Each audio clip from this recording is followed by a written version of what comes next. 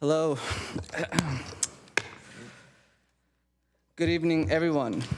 Welcome to the Environmental Planning Commission meeting of March 4th, 2026.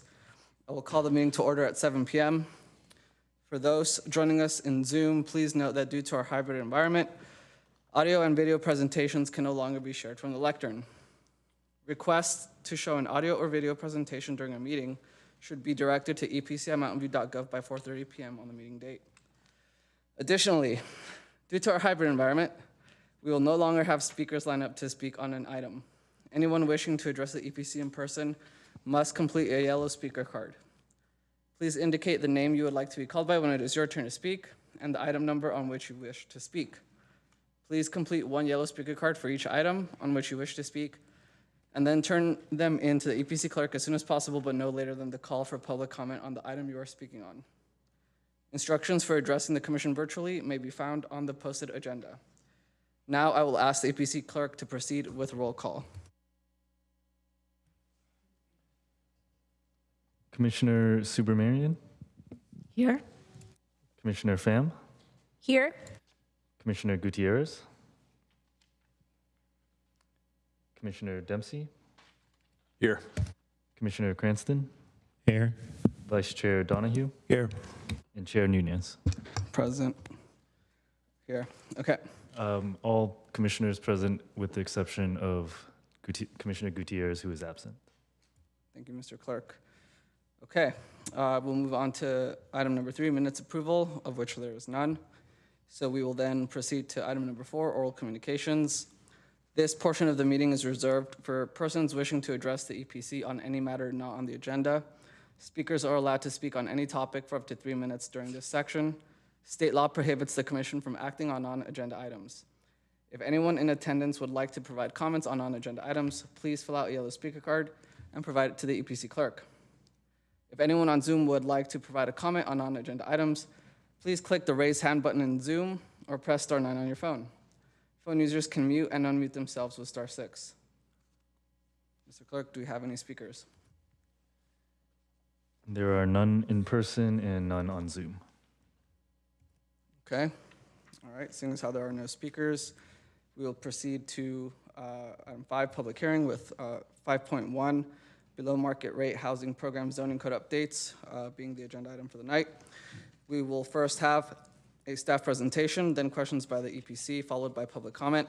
At the closure of public comment, the commission will then deliberate and take action. So we'll begin with a staff presentation from our housing specialist, Ana Reynoso, and affordable housing manager, Julie Bernard. Thank you. Good evening, Chair and Commissioners. My name is Ana Reynoso, and I'm a housing specialist here at the city. This evening, I am accompanied by affordable housing manager, Julie Barnard, and housing director, Wayne Chen. This evening, we will be presenting on the ordinance amendments to the below market rate program, also referred to as BMR. This evening's presentation will be divided into 3 main parts. We will provide some background, which includes an overview of the current BMR program, along with the BMR review process. The second part of the presentation is focused on the 7 proposed amendments to the BMR ordinance. Finally, we will conclude with next steps. The city's BMR program was originally adopted in 1999 and underwent its first major update in August of 2019. The BMR program refers to inclusionary units that are integrated within market rate developments, not projects that are 100% affordable housing. Some key components of the BMR program include any residential project that creates 7 or more units must include on-site BMR units. Projects less than 7 units are subject to a fractional in lieu fee. BMR units are set at different area median income, also known as AMI levels, and are required to be comparable to market rate units, and BMR units remain affordable in perpetuity. Under the program, developers may pursue an alternative means of compliance, also referred to as alternative compliance, in place of providing on-site BMR units. For existing BMR tenants, the maximum allowable rent increase is capped at 3%. The city's Housing Element Program 1.9 requires 2 reviews of the BMR program. The first review was completed in December 2023, consistent with the required deadline. The next review will be completed in 2028.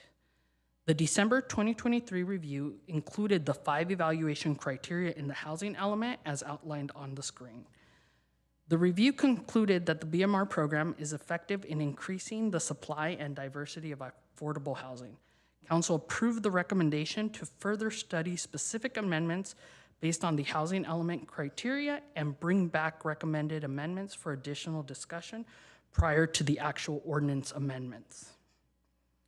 The ordinance amendments are implemented in a 2-phase process. Phase 1 of the ordinance modification process was completed in February 2025, where EPC and City Council held public hearings and approved the first set of BMR ordinance updates focused on Criterion 5 cleanup items. Phase 2 took place in November of 2025. City Council approved recommended amendments for the remaining housing element evaluation criteria based on the direction given in the December 2023 study session. The remaining 7 amendments will be discussed in detail this evening. The first amendment focuses on the second housing element evaluation criteria, improve physical accessibility of BMR units. After further study, it was found that approximately 13 to 18% of low-income households in California have a physical disability, and that existing state and federal building codes already require extensive accessibility features in designated accessible units. It was determined that adding local accessibility requirements beyond those standards is difficult due to need, cost, and limited administrative capacity.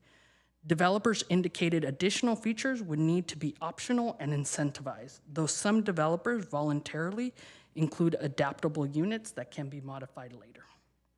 In November 2025, Council supported staff's recommendation to require 15% of the BMR units, or 1 unit minimum, to be accessible. This approach improves access to BMR housing without imposing additional local requirements. Amendment number 2 adds requirements that an applicant must meet if they propose alternative compliance rather than building integrated on-site BMR units. These changes provide greater clarity for applicants and require applicants to provide comprehensive information necessary to more effectively and efficiently review a development application for compliance with the BMR ordinance. Based on council direction, the November 2025 meeting, the general requirements being made include keeping land dedication and off-site development of BMR units on the list of allowable alternative compliance options, adding acquisition preservation of existing housing units to the list of alternative compliance options, clarifying that alternative compliance applies to both rental and ownership projects, the value of an applicant's proposal be no less than the value of providing the units on site. The applicant must contribute financial resources to facilitate the proposal, providing city oversight if the applicant proposes a partnership with another entity, and developers must submit a complete below market rate compliance plan as part of their development application. Before reviewing the first compliant option, it's important to note that it incorporates lessons learned from previous city projects, which help to inform the development of these amendments. Secondly, when evaluating a proposal, staff will use the in lieu fee to measure equivalency between the alternative compliance option and providing on-site BMR units. The amendments to the alternative compliance approach addresses direction given by council relating to housing element criteria 3 and 4. With land dedication, there are no proposed changes to the current requirements. The amendments include adding location requirements to integrate AFFH criteria, a feasibility and financing analysis which demonstrate the project's alignment with the in lieu fee equivalency and identifies any additional developer contribution. In addition, there's also a cost recovery fee based on the cost analysis of city resources and staff time the city undertakes in a land dedication which spans several years. The amendments relating to our second alternative compliance option, off-site development, have been informed by city projects such as 777 Middlefield and 685 East Middlefield. For off-site development, the location requirements align with the updated standards discussed in land dedication. One of the new standards that has been added includes access to amenities. That is, if the off-site development does not include equivalent amenities and it is within 750 feet of the primary project, the off-site residents must be granted access to shared amenities, such as a pool or gym at the market rate site. Currently, off-site development includes a 20% requirement. The amendment is reducing this to 15% to better align with the on-site BMR requirement.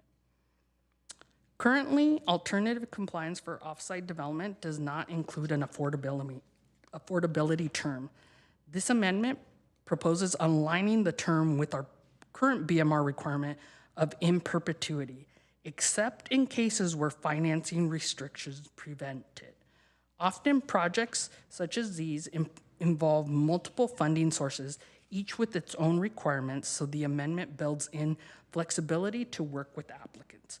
Most of these projects are undertaken by mission-driven developers who typically seek to maintain affordability well beyond 55 years.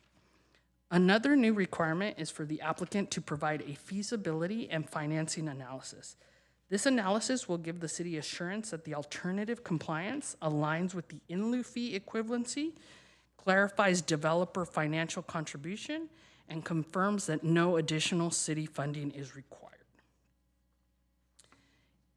In the situation where the applicant opts to partner with another entity for off-site development, the applicant would need to outline what the partnership may entail, any financial contributions they are providing, the terms being offered, and the process for the partner selection. The city will have some level of oversight over the developer partnership to ensure the terms align with the program requirements. If the developer opts to secure a partner through an RFP, the city shall review the RFP to confirm compliance. The amendments also revise the delivery timeline to include a provision that if the offsite development is not completed, the developer must comply with the 15% BMR objective standard. And now I will pass it on to Affordable Housing Manager Julie Barnard, who will present the remaining BMR ordinance amendments. Thank you, Anna. Our third and final alternative compliance measure is acquisition and preservation. So the city does have one existing example that these measures have been modeled off of, and that is 660 Mariposa. In order for an acquisition preservation project to be eligible, the acquired sites will need to be on a different site and also not subject to existing deed restrictions. The locational requirements align with the other two alternative compliance approaches, with the addition of CSFRA units being eligible. The affordability levels, I skipped ahead. A developer will need to demonstrate how they meet the rehabilitation and physical needs standards through providing an assessment of the existing conditions, the improvements that are required, as well as those rehabilitation costs. The affordability levels must align with the BMR program. The acquisition preservation project must meet the same number of bedrooms that would have been provided on site, with the caveat that studios have a half a unit value. Staff recognize that this might be challenging for a developer to secure a building that has an exact match of bedroom and unit sizes, and therefore will allow a developer to exceed the number of units that would have been required, but at a 1.5 times threshold. So this will provide the program with flexibility while also balancing the unit sizes. The first four standards here align with those that were discussed in the other, in offsite development. So if the acquisition preservation project requires relocation assistance, the developer or the applicant must remain consistent with the city's TREO provisions. Finally, both projects are to receive their certificate of occupancies concurrently. Council accepted all of staff's recommendations. For the third amendment, staff were instructed to review the in lieu fee escalator index, which is currently CPI. Staff found that the California Construction Cost Index would be the better index and therefore recommend making this change. In doing our due diligence for the acquisition, for the alternative compliance, we revisited the in lieu fees and we have some updates. Although construction costs have increased, incomes which drive rents and sales prices have increased at a far greater rate over the past 5 years. So therefore, you will notice that 2 of the fees have actually just decreased. Conversely, non-row home and townhome ownership projects, such as condos, have seen construction costs increase faster than sales prices, which means that the gap between the construction cost and the revenue has increased, and this results in a higher fee. So council accepted these recommendations. The fourth amendment addresses the remaining cleanup items that were not incorporated into the February 2025 update.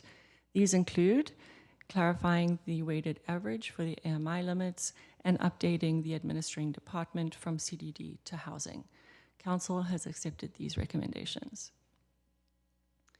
The Fifth Amendment addresses the HOA Reserve Fund. Currently, our ordinance requires that any developer that is providing units at 80% or below establish a fund that would cover increases in HOA fees for households that may be experiencing financial hardships due to the fee increases. Since this was adopted by the city in 2019, the state has passed Assembly Bill 572, which restricts an HOA increase on deed-restricted ownership units to 5% plus CPI, capped at 10%.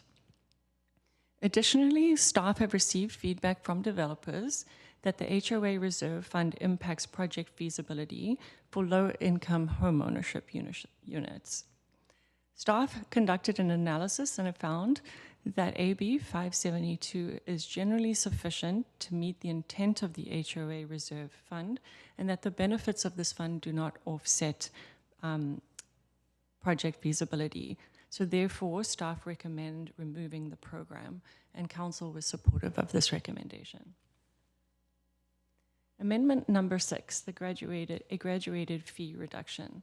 As mentioned earlier in the presentation, the BMR program allows projects up to 6 units to pay the in lieu fee. Once a project reaches 7 units, a full BMR unit must be delivered with the project. During the November 2025 council review, staff recommended incorporating a graduated fee reduction for small projects, meaning that the more units a developer builds, up to a maximum of 6, the lower the per unit fee. The intent of this initiative is to incentivize developers of small projects to maximize their development potential, as well as to further Housing Element Goal 2.2, which is the pilot ADU and SB9 financial incentive program. The graduated fee reduction could maximize the use, or maximize and incentivize the use of SB9 and achieve incrementally more new housing supply than without the graduated fee reduction.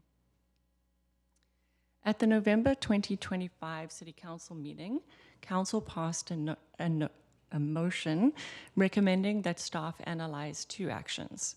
The first action was to analyze adjusting the graduated fee reduction to work proportionally with the maximum number of units physically possible for a project. In order to determine how to calculate this, staff recommends using the base densities allowed under the general plan and zoning designations, as well as the provisions of SB 684 to establish the maximum legally allowed density. The graduated fee reduction would then be scaled proportional to the number of units that are legally allowed. This approach retains the original intent of the greater the density, the lesser the fee, but then it customizes the approach to site-specific densities. This table compares 2 scenarios, the first being a project with a legally allowable maximum density of 6 units, and the second with 4. As you see here, the graduated fee reduction scales accordingly with the number of units that could have been built. To illustrate, if the developer has a site with a maximum density of 6 units and opts to develop only 4, they would be required to pay a fee of $8,855 per unit versus paying no fees if they were to maximize the density. The second action was to evaluate the feasibility of incorporating the graduated fee reduction with maximizing the development potential of small sites up to 10 units and return to council with options. Council directed staff to review projects of up to 10 units because there are state laws that allow by right subdivisions of up to 10 units under SB 684. Staff conducted a preliminary evaluation and have determined that additional analysis is required. We propose doing this through the low and middle income homeownership strategy, since projects of up to 10 units are often oriented towards ownership models, and also to return with options during the 2028 BMR review. Our final amendment amends the ordinance to allow BMR program, updates to the BMR program guidelines to occur administratively rather than requiring a council resolution as currently written. This is also consistent with other guidelines throughout the city. Council accepted this recommendation. As a reminder, these are the 7 general topics that the EPC is considering this evening. EPC's recommendation will be presented in the ordinance's first and second readings in May and June, respectively, and this results in an effective date of July 9th, 30 days following the second reading. You may notice that there's been adjustment in the council calendar since the original EPC report was published. So staff recommend that the EPC recommend council adopt an ordinance amending Chapter 36 of the Mountain View City Code as it relates to the BMR program amendments as discussed in this presentation, and also find that these code amendments are not subject to SECRA. So this concludes staff's presentation. We are available for questions, and we can turn it back to the chair. Thank you. All right, we'll take it to the commission for questions. Let's see if anyone wants to hop in the queue.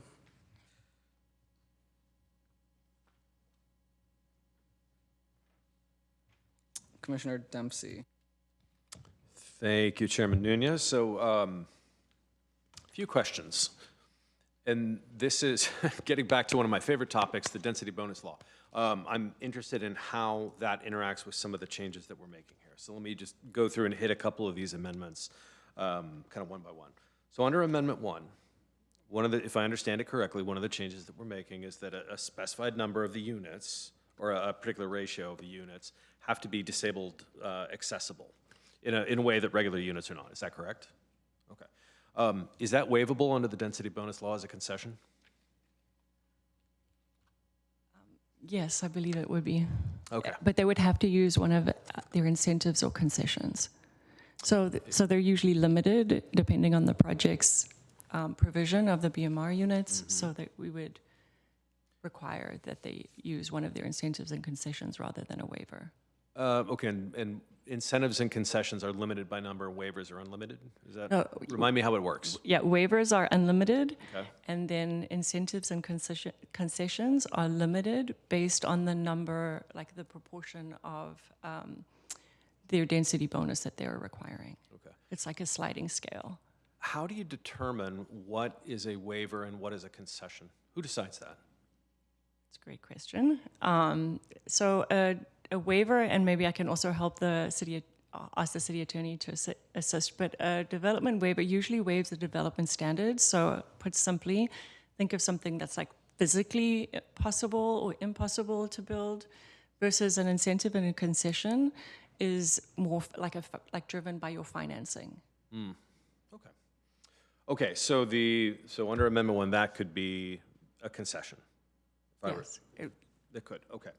So for number 2, similarly, the requirement that an amenity has to be shared with an offsite. So if there's a swimming pool at Site A and then the BMR gets put over to an offsite, Could the developer request as a concession that, No. tell me about that. Because a developer couldn't use an alternative compliance and the density bonus.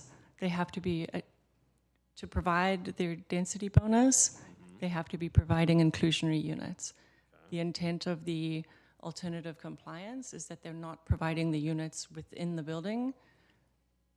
It's being removed and being delivered in a separate way to comply with the city ordinance, not a state ordinance. Okay, so The state legislation. So the use of an amenity on site by off-site BMR units, that's not waivable?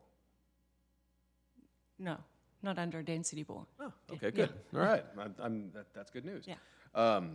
Similarly, the perpetuity of the deed, that is waivable, is it not? They could come in and say, it's too expensive to have it be in perpetuity, we'll give you 35 years. Yeah. Commissioner Dempsey, I can jump in here. So the difference between concessions and incentives and waivers is that a waiver can be used when a development standard physically precludes development at the proposed density. So think of open space requirement, and not specific to affordable housing, but an open space requirement or a setback requirement, something if they stuck to it, they couldn't necessarily achieve the density that they are entitled to. Whereas an incentive or concession is a development standard that's reduced or not applied because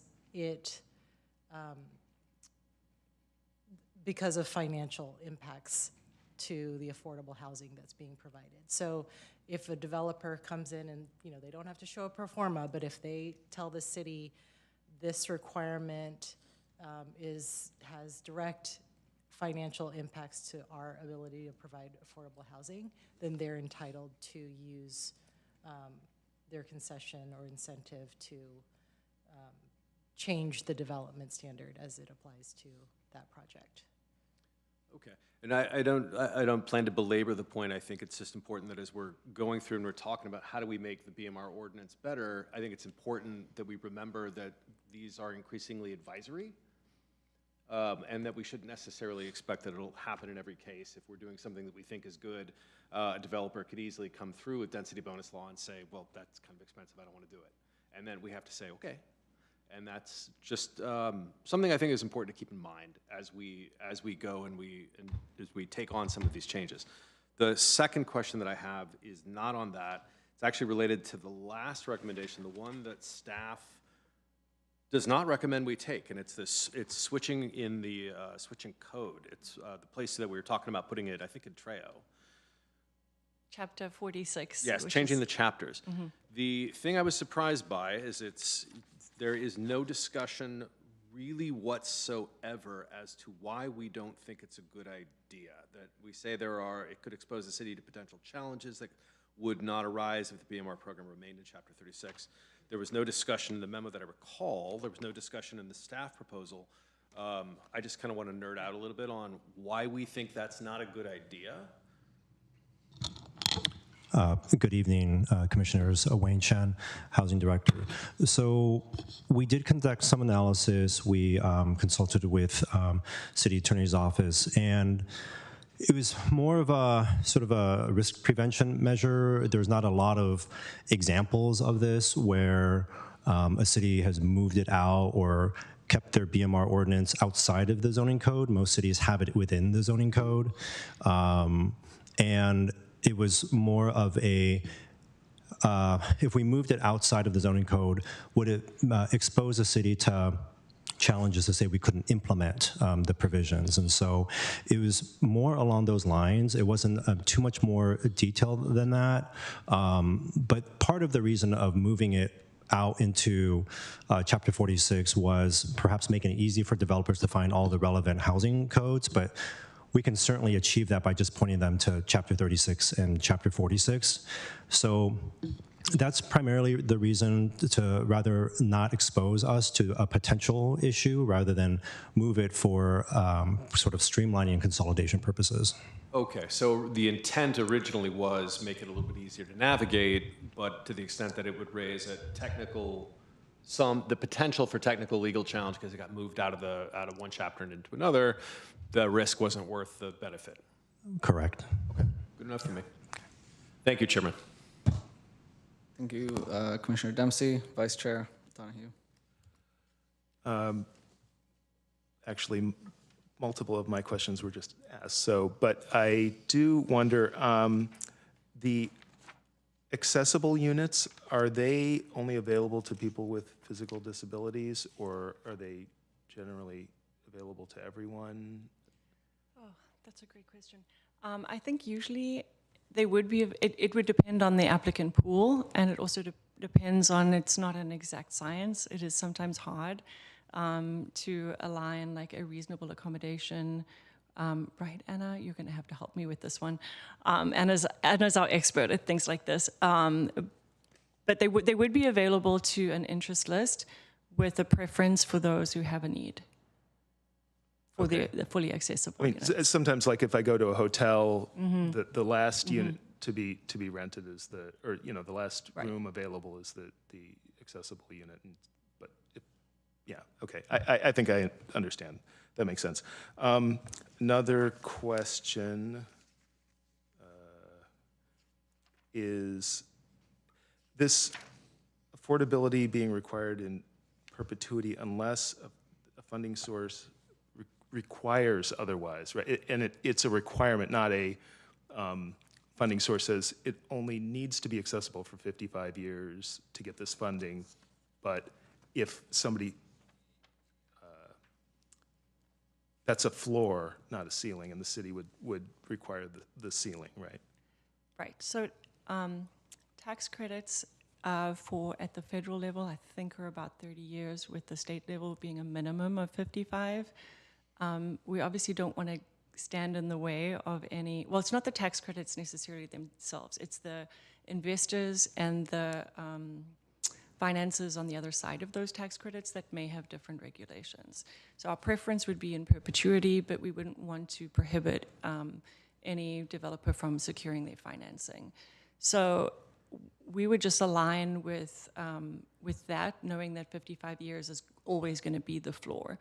Okay. What happens is usually around 55 years or sooner, a developer will resyndicate their loan and come in. At that time, we would extend it. So often, fully affordable housing developments end up being affordable in perpetuity anyway, because we just continue to extend the regulatory agreement. Oh, so it's like you get a mortgage and you just refinance your mortgage and that kind of thing. The term keeps going, 100%. Exactly. I see. Okay.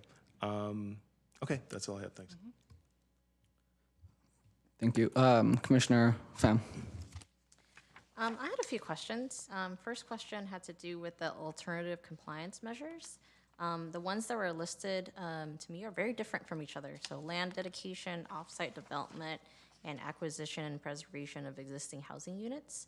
Does staff have a sense of what of the options would be more popular or likely to occur versus others? I know it's hard to know, but I was just trying to understand a little bit about the context of why these three were chosen and how likely they would be. I can take a shot at this. I can tell you the trends that we've seen in the past year or two is that we have seen 2 alternative compliance measures with off-site development, at least 2 projects. But in the past, the city has received a few land dedications also. So introducing the acquisition preservation provides a path for developers to expand the portfolio of options, but so far those 2 have both been successfully used, with most recently 2 off-site developments being popular. All right, thanks. I have a follow-up question. Kind of has to do with, I recall in November, Council had questions about timing of each of these alternative compliance measures. Because they're so different to me, I think the question was really valid. If you're working on your project and you're trying to also do some sort of means of alternative compliance, the timing may not work out completely. And council had asked staff to figure out if there could be some variance or some administrative leniency. Was that considered? Yes, and I think we were also requested to do that through the administrative guidelines.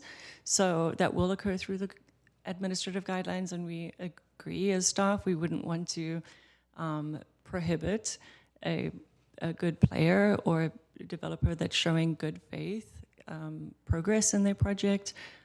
We wouldn't want to stand in the way of something like that getting developed. So yeah, it was a good suggestion. Okay, great. My last question had to do with the BMR Housing Fund. It was good to get a description of that. I just want to get a sense of how much of the in lieu fees that were mentioned go into that fund, how much that fund is, and how that funding is ultimately used by the city. Our in lieu fee fund, or are you talking about the HOA? The BMR Housing Fund. I'm looking at the ordinance. I think it's section Oh, right. Okay. 36, Do you have a 40, sense? 40.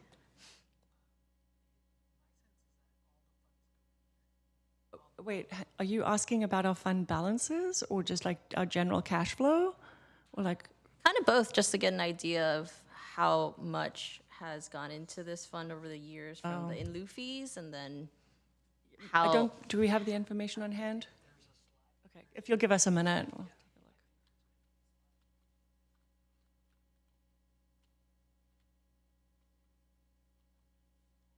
look. I can provide maybe just some high-level context for that. Wayne Chen, Housing Director. Over the past 10 years, I believe we've now added over 1,000 affordable housing units, fully affordable, to the city. So we have about 1,700 units, and I believe we've provided about $150 million worth of funding, which is a combination of BMR in lieu fees, which have been a primary source, as well as our housing impact fees. So I think as Ms. Barnard is looking at potential breakdowns, the number is quite high. It's tens of millions of dollars of BMR in lieu fees have been collected, leveraged for these 1,000 units. Thanks. The Okay, context so is really actually, helpful. we do have a number for you. Since the since the BMR program was implemented in 1999, the city's received $118 million in fees. Thank you. In general, how are those fees used, and what's the decision-making process behind that? Well, our fees are used in a number of different ways. Most of it, I'd say the lion's share of it, is loans to developers for affordable housing projects. We do have other things that are drawn down from, like staff costs. We have other programs like some of our, what do you call it? So I'm sorry, I'm struggling with my words right now. Other housing programs, such as we're looking at the low and middle income home ownership strategy, that we could potentially fund some of the acquisition preservation projects that we are implementing through. Wait, I think Wayne, you may be able to speak to our speak to that $4 million that we had allocated towards acquisition preservation. Sure. Ms. Barnard's right. The vast majority of the funding is for 100% fully affordable new construction projects. There's been a small allocation of $4 million for our Community Ownership Action Plan Acquisition Preservation Fund, and we're looking to potentially leverage the funding for more home ownership opportunities as well. So mostly new construction, some acquisition preservation, some home ownership. Thank you. It's great to have the context of the size and scale of this program.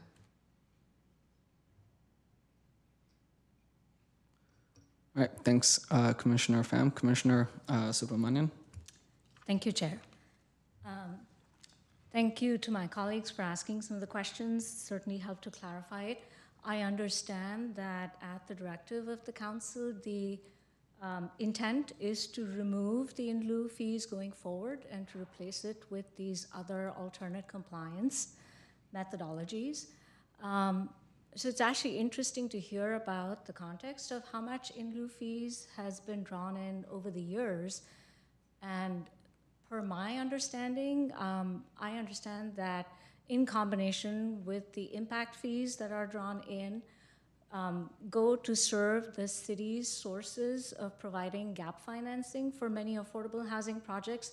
So I'm a little struck by the fact that we are going forward, and I wondered if there was a thought about how some of that financing, which might have been received through in lieu, will be now offset through other sources. Maybe it's a question for Director Chan. Yes, thank you very much for the question. There is certainly a trade-off. In part, the BMR program is seen as an alternative mechanism for delivery of units without the city needing to be involved or the city needing to invest in it. But yes, there is a trade-off, and we've been very successful about using BMR fees over the years. We have been, through Ms. Barnard's work and staff's work, of applying for external funding grant programs over the past several years, and we've been quite successful at that. We have some funding allocation for some recent ballot measures at the box, Measure P and Measure G, and the Housing Department gets some allocation of that. And we continue to talk about external partnerships and funding partnerships as well. So the hope is that we are still able to deliver 100% fully affordable projects that include some city financing, and separately through a different mechanism to have affordable units delivered through the BMR program. Thank you. So could you maybe provide an explanation of what the calculation methodology is for the in lieu fee? Because I read about the fee amount being a sum of or a difference of the cost to develop the BMR and the economic value. What is the economic value of a BMR unit? Do you mean the equivalency or the economic? So could you maybe just elaborate on how the in lieu fee is calculated? Okay. The in lieu fee is really the delta between the revenue that a developer may receive after the unit is filled, they're getting rents or they've sold the property, versus the cost to construct.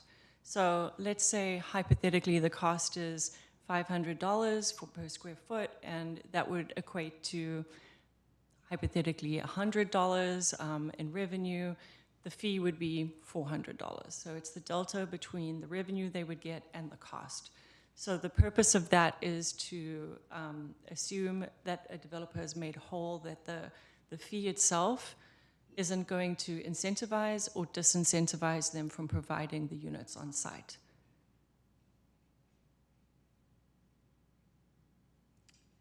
And I think later on in the report you had a table, was it table 5? That lays out the in lieu fees. Mm-hmm. Is there a comparison of how this compares with other jurisdiction, or do you have an understanding of that? So there's a table, in table 5, there is a BMR in lieu fee which lays it out for rental, ownership, and other ownership units. This one? Yes. Yeah, that's the one. So what Ms. Barnard was describing is what we've been calling the equivalency methodology, which is to set the fee at a level that would be economically equivalent for the developer to provide the units as a way to help encourage the delivery of the units. Based on our landscape analysis of surrounding cities, most cities do have per square foot fees that are lower than that. The other cities do not use an equivalency methodology, but rather some other methodology, and usually they're set at levels that are often quite a bit lower than the actual cost of delivering the units. And the notion of having it be equivalent is that if we were to receive fees, we would be at a deficit to make up for that amount if the fees were not set at equivalency as well. So for that purpose, and for the purpose of making the decision of whether to move forward with on-site or propose alternative mitigation to make it a more neutral decision, that was the methodology that was taken back in 2019, which still applies. And I guess by pegging it to the CC CIs, it will continue to sort of keep up with market pricing. Yeah, it would be, we believe, a more reflective index based on what developers are actually facing. Thank you. Sorry, my next questions are on, you include a list of options for siting, both in a land dedication as well as an offsite or preservation strategy. I was wondering why you may not have included like a housing element site in the list apart from the other options. Would that make sense to include just so it also goes to fulfill our housing? Do you mean for the locational requirements? Yes. Oh,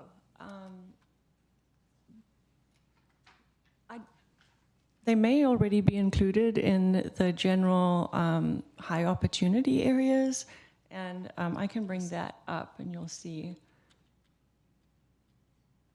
Yeah, I wasn't sure if the high opportunity areas always coincided with the housing element site inventory that we have.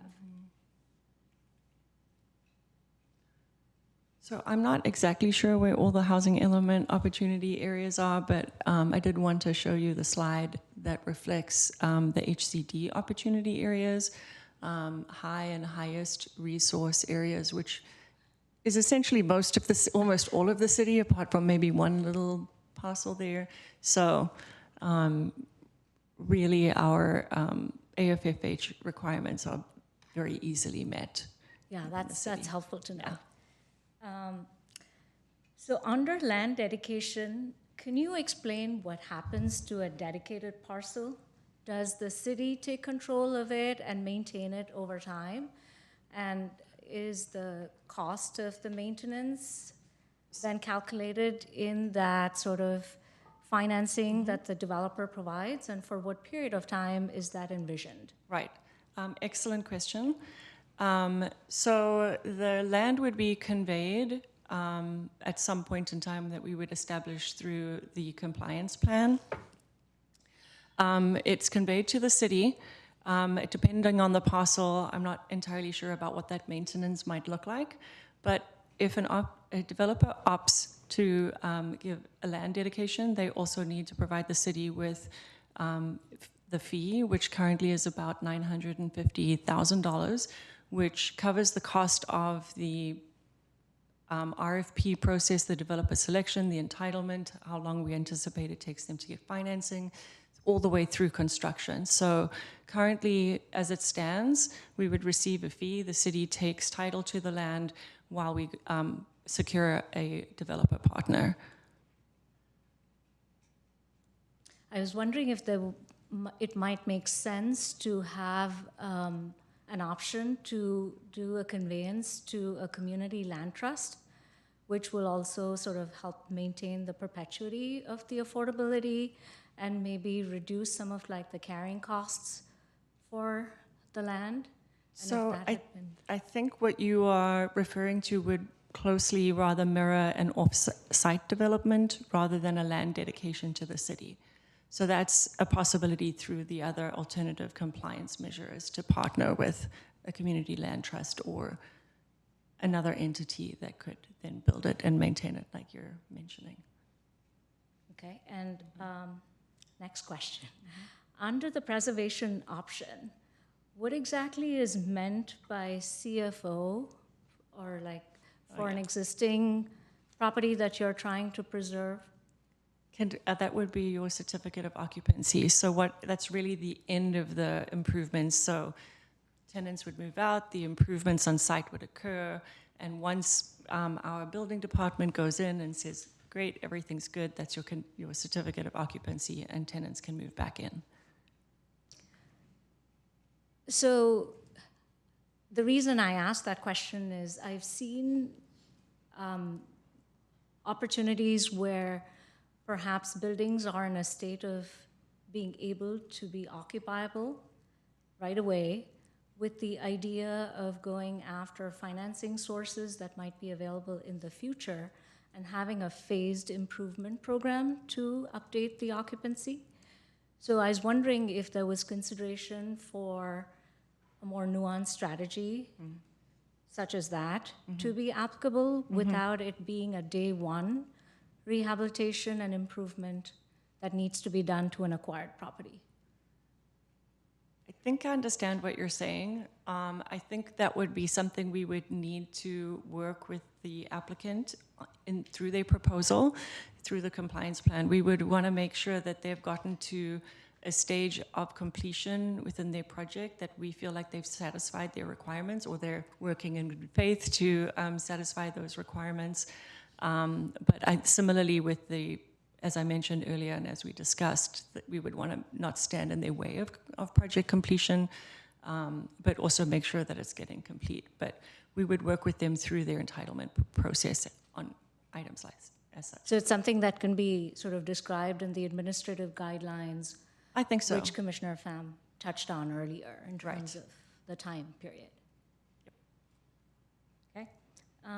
In Table 6, what was the fee? What was the base fee based on for how that was calculated for like the single? Table 6, the graduated fee reduction? Yeah. Yeah. So we'd had to make some assumptions for illustrative examples. And here we assumed a unit size of 2,000 square feet, which was roughly the average size of the units when we receive fees. But is there a set in place fee per square foot? Yes, the table that I had up earlier with the, we have an in lieu fee per square foot, and then times that by 2,000 square feet. Okay. Got it. So you had said that staff is continuing to analyze the feasibility of looking at projects with 7 to 10 units. As part of that analysis, have you been able to analyze the number of parcels that fit into that 7 to 10 unit capacity range? Yes, we did make a start. The data is incredibly difficult to get your hands around without substantial review and data cleaning, for example. Like let's say you pull a GIS data set, it includes a number of things that aren't parcels and that sort of thing. So that's why we needed additional time to review, to at least evaluate the number of parcels that may be eligible for at the 7 to 10 parcel size, or sorry, a project scale. I think we did take a look at the number of projects that the city has seen in that range, and there's only about four in the last, since 2015.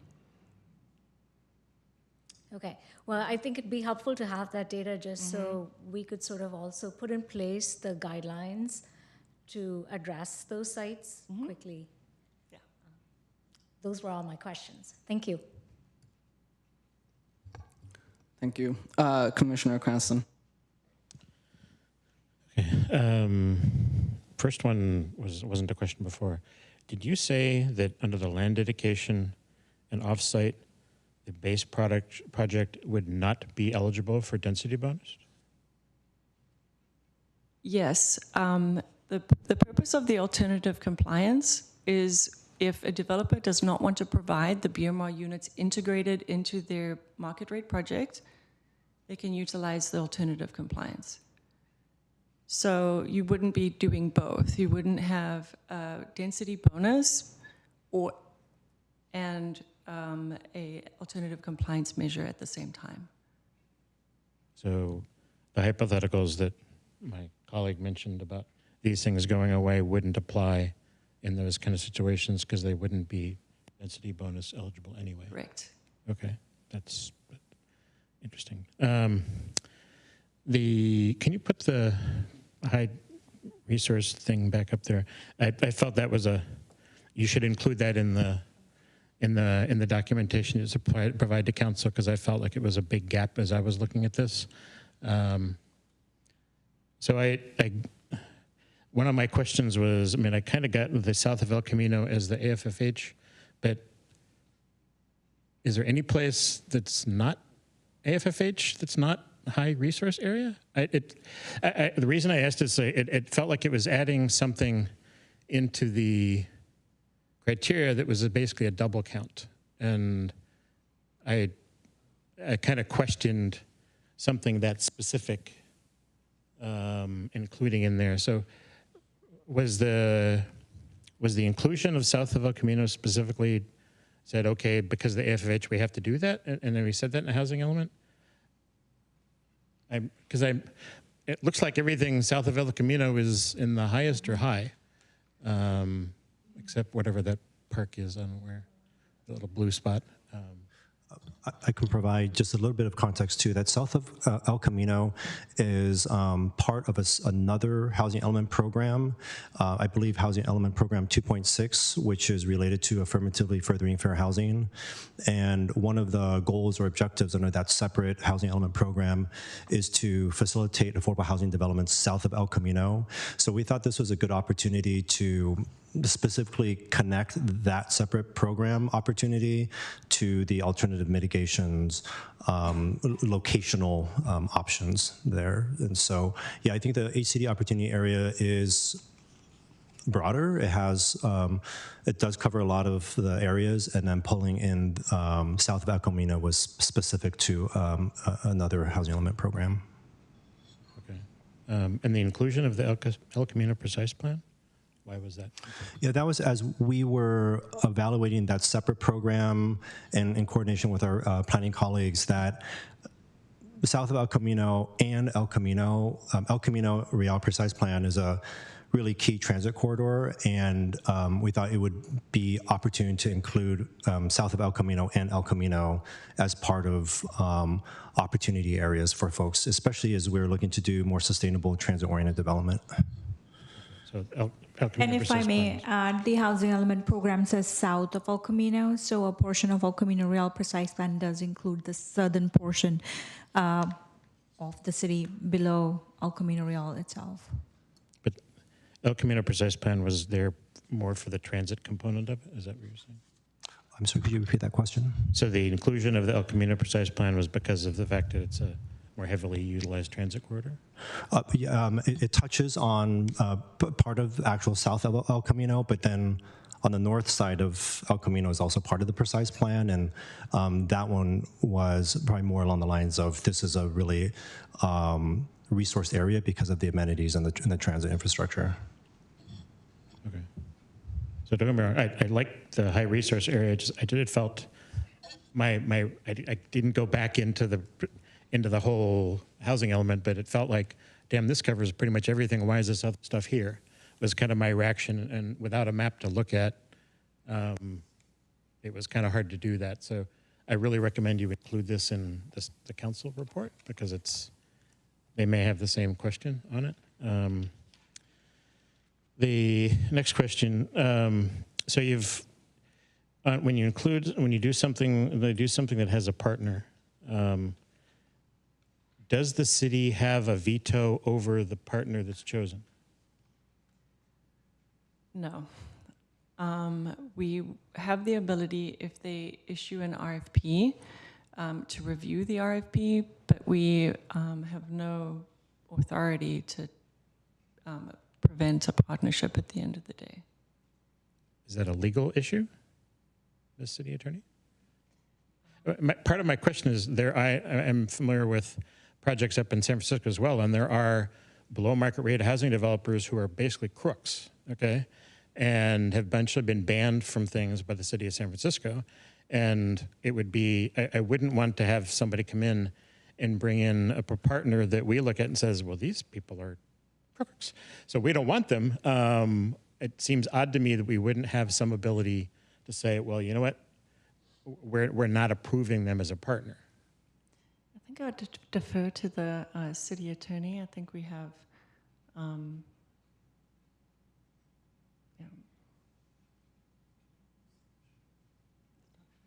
Good evening. Can everybody hear me? This is Jennifer Logue, the city attorney. Yes, we can hear you, Jennifer. Excellent. So the question you're asking is a complex question. I think it would depend on the city's role in the project, if you are talking about a strictly private development project and they wanted to work with a partner, I don't think the city would have any authority to prevent a particular partnership.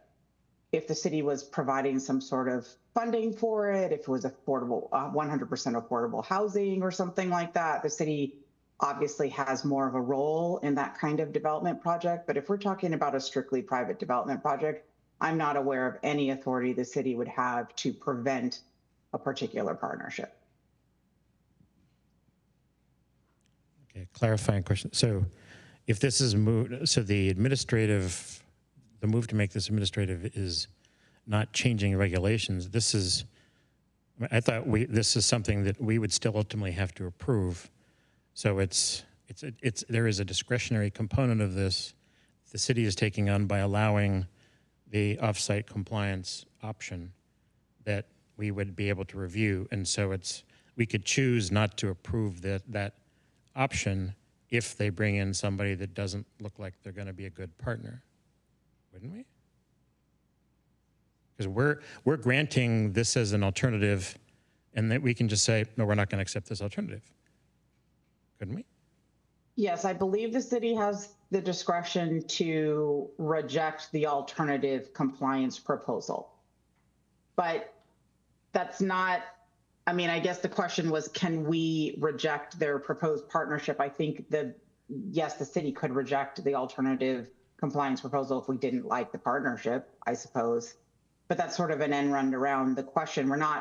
We can't just say you can't partner with that person, but we could reject the alternative compliance proposal. So that's, okay, so yes, we could do that if we included that as a component of the plan. Right now, it's not a component of the plan. Yes, to the extent that we have reserved full discretionary authority to accept or reject an alternative compliance proposal, but to the extent that it is objective criteria, and we've laid it out and said if you meet 1, 2, and 3, then the alternative proposal shall be accepted or approved, then we would, we are depriving ourselves of discretion. But if we have reserved full discretion, then yes, we could reject the proposal because we didn't like the partnership. Do we have that right now, or do we have to change it to do that? As proposed, do we have that full discretion? I have to defer to staff. I don't recall. So under the current program, it is set up to be discretionary. The intent of these modifications and clarifying the requirements is to make it more by right, but there's more information that needs to be filled out. What I wonder, as a way to kind of respond to this inquiry, perhaps maybe a recommendation by the EPC would be to maybe add a provision under the partnership that they would need to demonstrate that the partnership or the partner is a qualified developer or some such. And we have some framework around that, but perhaps adding that type of provision would give us more ability to have oversight and determine whether the partnership is qualified. Okay. I have to think about how to word that, because I understand what you're saying. I'm just, if charges have been filed and there's a court case in another jurisdiction for somebody, I would be reluctant to adopt that partner in Mountain View when they're under something of litigation. So I'll try to word my recommendation later. I'll think about how to do that. Something that was in the part of the response to my other colleagues was on the timing of things. So I understood the timing for offsite development, but on land dedication, is there any requirement that something's built and put in place at the same time as the other project, or is it just here's the land and there's no timing associated with it? There's no timing component for the completion of construction. There would be a timing component for the conveyance of the land. And I would imagine that that would be at a maximum once they start construction on, or once they pull their building permit for the underlying site. Okay. So maybe the director knows this, but what's the typical time from when we have land until we actually find a partner, go out there, put something in place, and we actually have something built? I mean, we have stuff that I know we've approved. It's still sitting there as vacant lots multiple years later, and it seems like on land dedication, it could be a really long time before something is actually turned into units. Yes, thank you. That's right. We have two examples right now. We have Lot 12 across the street, which took several years to have the developer get all of its financing. Construction's about to start any moment now, so we're really excited about that. We have another project that is 87 East Evelyn, and that is occurring at a much faster rate. It is taking about 3.5 years, but that's pretty quick. But typically, when we have a land dedication, it takes us a process to go to council to determine priorities for the site. So that's one process. Then we would issue a request for qualifications, request for proposals process. That can take 9 to 12 months, and we've tried to identify ways of streamlining it. And then once the developer is selected, then they have to go through the process of entitlement and pulling their funding together. And so that is one of the main reasons why BMR on-site is so desirable. But in this option, it would take usually 3 to 5 years to have a project get off the ground. And in that calculation of the carrying cost, are you assuming that 5 years we're sitting there on that land until something happens? Well, I believe we've estimated a 5 to 7 year amount of time where staff has to actively either drive the project or manage the project or fully initiate the RFQ, RFP process all the way through the construction financing and construction completion. Okay. Next one. Walk through how it would work with a CSFRA unit. I read through this multiple times, and I came away thinking, okay, so we've got a brand new building, an empty lot, and they're going to basically buy something that's a CSFRA unit, and we're not actually getting any more units. We're going from new units and BMR units and versus something in CSFRA units. And my colleague here may know more than me as to the equivalent value of a CSFRA unit versus a BMR unit, but it came away thinking, well, do we actually get anything more if we do that? So how do we actually get more units if they choose a CSFRA location that they're going to acquire?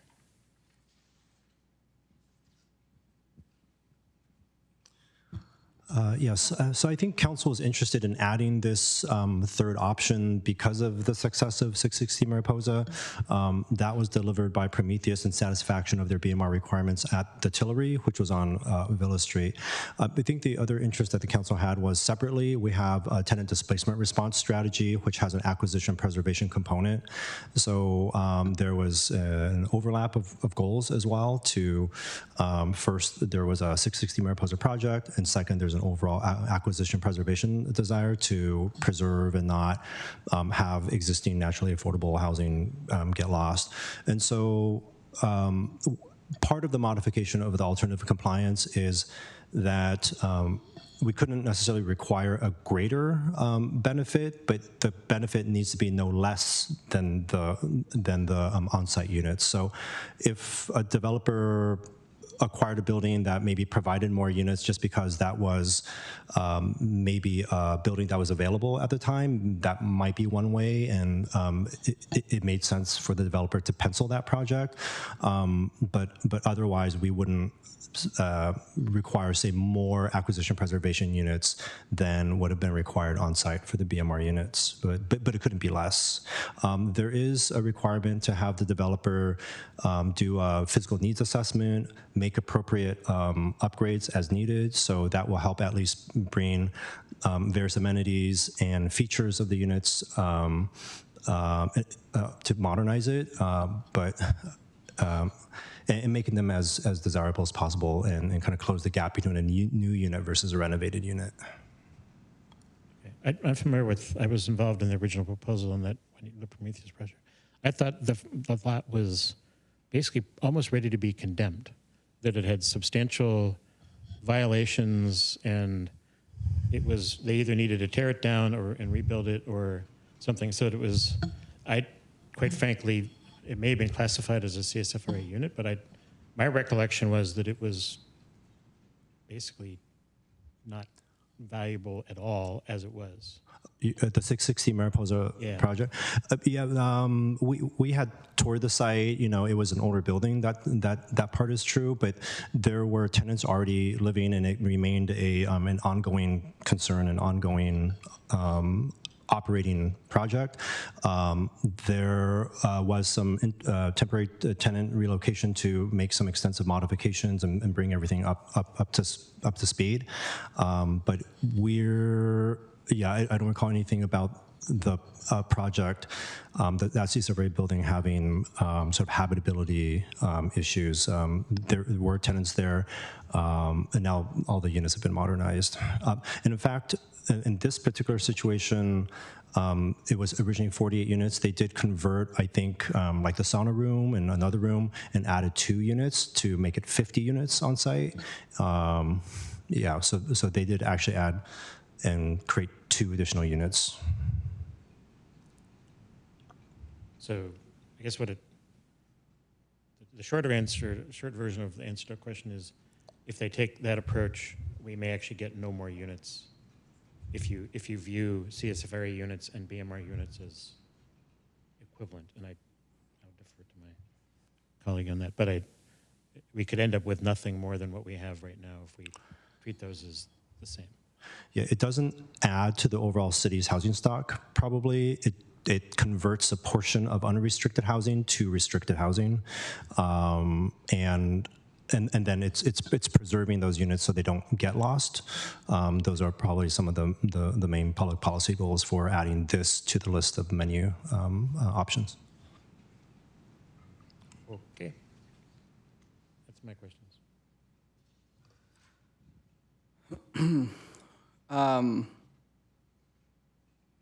Commissioner one Subramanian, more. yeah, would you like to? Thank you, Jerry. I had one more clarifying question. So in sort of listening to this discussion and thinking about the alternate compliance strategies, I just want to repeat so I understand this clearly. Is it correct to say that you are using the in lieu fee calibration to come up with what the costs would be in these alternate compliance strategies? Yes, that's correct. So I understand that there are state laws that prevent you from charging more for off-site units, and basically it has to be equivalent to on-site units. But it does strike me that in each of these scenarios, there's a slightly different cost factor depending on time. And, you know, maybe the state of prevailing conditions. So is there a way to maybe create a prioritization of between the 3 strategies to say this one first, if not this, or if not this? Because it does seem like if the goal is to create BMR units faster, without having the option to do them on site, would it be fair to say that maybe doing preservation of existing housing that's at the affordable realm, or creating off-site units but building them faster is the way to deliver it? Because it does strike me that using the same equivalency for a land contribution does not necessarily guarantee the production of BMR units anytime soon. And if we're applying the same in lieu fee factor, may not even be bridging the costs to create those units in a timely manner. think I understand your question, but to sort of repeat it back to you, what I'm hearing is you're asking about whether or not we could create a priority order across the 3 alternative compliance. I may lean on the city attorney just to verify, but these alternative compliance measures are in response to, I think it's AB 1505, where we have to provide some alternative means of compliance to a BMR program. It's a minimum of 2. We're providing options for 3 to maximize flexibility. I don't know whether or not we have the ability within that to provide a prioritized list or what council's appetite for that is. It's not something we had actually contemplated. So I'll pause there in case the city attorney has any conflicting opinions on that. We would have to look that up. I don't know off the top of my head. I was trying to quickly get an answer to that, but if that's something you were interested in us exploring, we could certainly do so. But I'm sorry, this evening I don't have a direct answer to that question. Okay, thank you. I think it would be something worth exploring, just to make sure that we are aligned with the ultimate goal of creating BMR units faster and in a timely manner.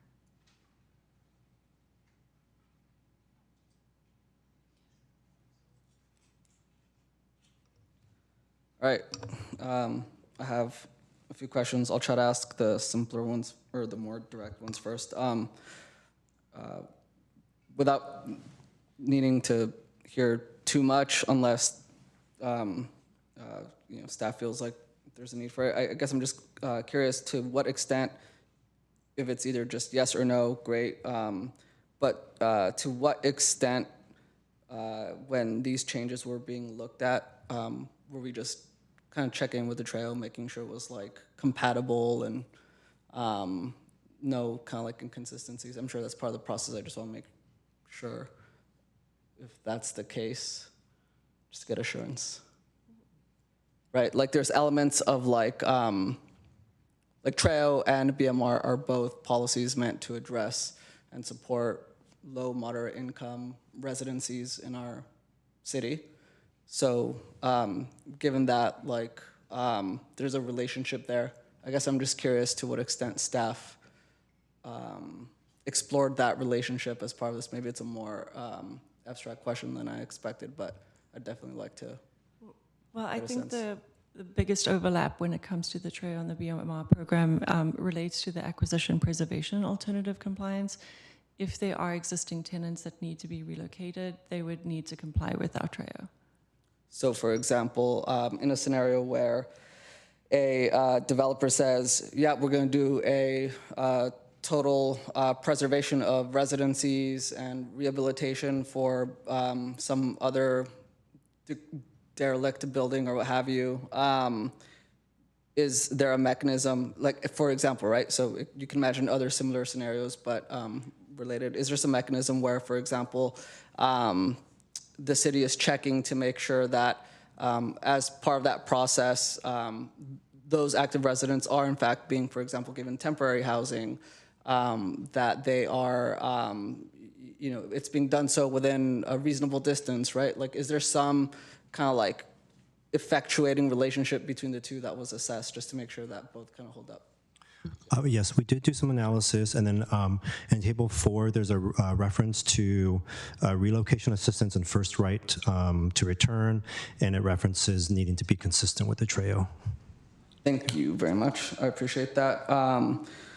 Other one, so if I'm reading it correctly, the on-site integrated BMR contributions have to be built concurrently with the rest of the units being delivered, is my reading of it. I guess like I just want to make sure, because I think some of my colleagues kind of touched on this through the questioning, but excuse me if it just wasn't as clear in my brain, but I guess like yes or no, is there a mechanism to enforce, for example, in an off-site scenario where, I don't know, or recoup even, for example, if like developer builds their shiny, all market rate project over here, and then said, hey, yeah, you know, during the approval process, they were like, hey, yeah, we totally commit. We're going to build this BMR, you know, building somewhere else, and it's going to have more units, and it's going to be the best BMR in the city. And then 5-10 years later, nothing's there. Is there some mechanism for controlling? Can I just hear that just really clearly one more time, just to get us? Yes. So we do have a little bit of discretion to move the timeline, but as it's written, if they are not able to deliver the off-site units, they would have to integrate those into the building that they've just built, the fully. Okay, sorry, thank you. That was helpful. And is there, just to be clear, there's a time frame on that, or it's not as prescribed, or? So there is. In an ideal world, they would be receiving their certificate of occupancies at the same time. So both buildings are ready to go. They're built, ready for occupancy at the same time. There was a motion made at council that through the administrative guidelines, staff would have the discretion to adjust that somewhat if we see that the developers are both working in good faith. Like, we don't want to get in the way of a good thing, but we do have the discretion if there's been no progress on the off-site development to say, nope, sorry, you need to comply with our on-site requirement. Sounds good. Next question. When it comes to the off-site as well, and again, if these are clear questions, apologies in advance, but if a developer constructs a market rate condo building or ownership project, the off-site, that has to be also a similar, like it would have to be ownership, BMR ownership. It can't. They couldn't just say, okay, well, we're going to do rental, right? Right. Yeah. Okay. Cool. And then next one for the AFFH. So I think the staff report or the documentation mentioned that one of the criteria under which a alternate compliance or mitigation, alternate compliance would be acceptable is if, for example, the land is in south of El Camino, right? That's like a criteria for acceptance. Is there a kind of like inverse criteria where, for example, I know not a lot of development happens in south of El Camino, but let's just say, for example, some large market rate project miraculously was going to happen in Waverly Park, where they couldn't say, well, we're going to do the alternate mitigation, or we're going to deliver our alternate compliance, but we're going to shuttle that over to Castro City. Does that make sense? So it's not that we put the alternate mitigation in an opportunity area. It's that we put, I don't know, maybe more units even, but we like shuttled the opportunity out. Am I making sense? In a very clear sense, I guess, can a developer build a market rate project in a high income area and then satisfy the alternate mitigation by putting offsite units, their allotment of offsite units in a lower income area? To what extent was that? As long as they're meeting the AFFH high opportunity areas, as long as it was, I think, within half a mile of the other project. It's located south of El Camino, which is also an HCD opportunity areas, then yeah, they have the discretion to select a site that would be suitable for off-site development. They still have to be meeting the criteria that we have very thoroughly vetted that are AFFH compliant. So if I'm hearing correctly, because I thought those were not ands, but ors? No, I think Right. they should be and or. I mean, in many cases, they could be meeting So could meeting they meet just multiple of one those criteria? AFFH requirements at the same time. So they could meet one criteria.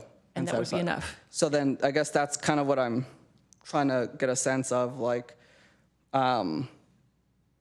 so then exclusion means denial. So for example, if I am saying, hey, I want to build a project in a rich part of town, 100 units market rate, I have to do, I don't know, 25 of those, whatever, have to be BMR. Instead of putting them in the same building, I'm gonna take those, and I'm going to tell the city, instead of giving you 25 BMR units, I'm going to give you 50, but all those 50 are in the poor area of town. Right? Like, to what, how does that get handled in this proposal? I don't know how Is that- to yeah. better Because it's the answer your equivalent question to- other than if they're in the opportunity areas, which the opportunity areas do take into consideration a number of different things. I think the socioeconomic status of the demographics in the area, as well as like the access to amenities, access to transportation, access to it. Like Mountain View is very, very fortunate in that almost the entire city is covered by the high and highest resources. So I don't know if I have a better description other than to say I don't know that there are any parts of the city where that are just a low income and poorly resourced. Yes, yeah, thanks for the question, and thanks, Ms. Barnard. Yeah, I think what you're trying to get at is, as currently written, there isn't something that says if you're building your underlying project south of El Camino, you actually need to also build your BMR units south of El Camino. As currently written, they could find an alternative site that is north of El Camino, but still in a high-resourced, blue colored census tract. To Ms. Barnard's point, the city doesn't have low-resourced areas. We have, I think, maybe just a couple that are sort of medium. Overall, we're pretty well resourced. So yes, as currently written, it doesn't prevent the inverse situation of what you're talking about. Okay, because in our housing element, on page 337, there's housing sites by share of low and moderate income households. And just to be quite honest, and I don't know if my colleagues would agree, but when I saw that HCD opportunity map, I was like, that seems complete. And if I had a role in completely missing that when we were watching or going through the housing element process, then bad on me. But for example, like figure 99, figure 98, that HCD map seemed extremely generous. And I think anyone who lives in our city would probably also find that to be very generous. And so, I don't know, to the extent that maybe there's a different mechanism that we can use, or I don't know if the commission has a discretion to suggest, hey, instead of just going off of that map, also using, which I believe these are official maps, right? Like with findings like figure 99 in the housing element, or figure 98 or what have you, right? Like to really make sure that at the end of the day, we're not just allowing developers to,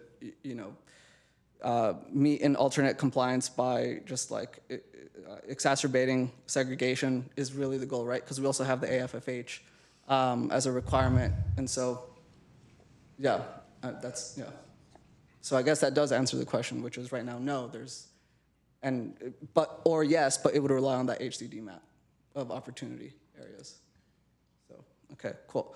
And then let me see if I can find my other ones. Integration required, yep, that one got covered. Offsite tenure, phasing got amenity, okay. Last one, I think this one should be pretty simple. Just amenities, is there some kind of like indication of, in terms of the equivalency, kind of like the amenities available to residents within the offsite scenario? I think that would just entirely depend on the amenities that the market rate developer is opting to provide. Okay, all right, perfect. So they're tied to the market rate and then equivalency, which is perfect. Thank you so much. Those were my questions. I guess we will be then, unless there's questions hanging for the commission. Any colleagues have any other questions? Nope. All right, this is the best part of each item, the public comment. If anyone in attendance would like to provide comments on the item, please fill out a yellow speaker card and provide it to the EPC clerk. If anyone on Zoom would like to provide comment on this item, please click the raise hand button in Zoom or press *9 on your phone. Phone users can mute and unmute themselves with *6. So I'll look to our commission clerk. Are there any speakers having submitted yellow cards or on Zoom? There are 4 speakers in person. Okay. Anyone on Zoom? None on Zoom. Okay, cool. All right. Do you want to do our 3 minutes and just make sure we're 3 minutes? and hitting the timer? Sure.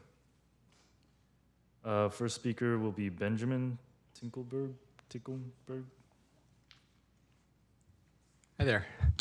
My name is Ben Tinklenberg. I was a long-term resident of Mountain View. My mother taught at Bub Elementary for many years, and we could not afford to live here eventually and had to move out, which means I fully understand the housing crisis that Mountain View finds themselves in. But I'm actually here as a home builder, which is my profession now. And I've done projects in 15 different jurisdictions across the state, none with the fee burden as high as the city of Mountain View, which in reality, for the project sizes that I do under 10 units, just gets passed on to the housing costs. So in the case that we want to build middle-class units, the fee burden in Mountain View tends to be around $350,000 per unit, not just the affordable units, but including parks fees, and those are the two largest ones. And the way I see it is that that makes middle-class units impossible to build in Mountain View because you must find a project that can support a luxury development, which can subsidize the BMR requirements. But there's no world for a middle-income unit because you're adding $350,000 to every single unit that's built in the city of Mountain View. So I would say when you're considering these fees, particularly, it was mentioned that the $118 fee reduction, which is great. It's great that it's being reduced. I think it'll increase housing production. But on a modest size unit, 1,200 square feet, that's going to be $150,000 in fees to the BMR requirement. And what that does is it limits the developer's opportunity to deliver middle income units. And you know, that's putting a lot of faith in developers necessarily to do that. But the laws that I'm interested in using in Mountain View in particular are the Starter Home Revitalization Act, which was SB 684 was mentioned, which incentivizes developers to build smaller units that are more naturally affordable.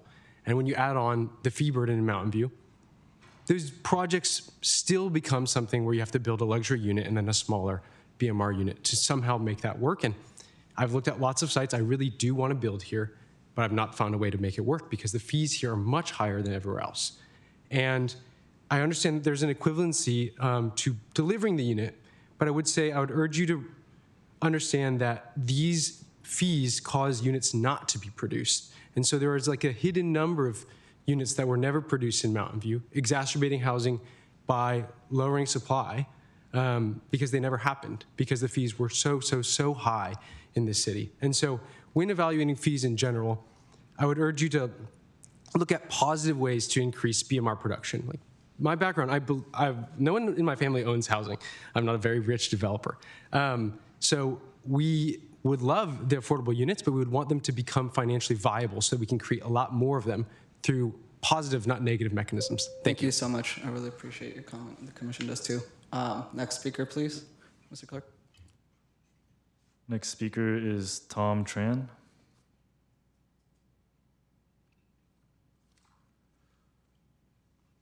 Okay. The following speaker will be Andre Lindy.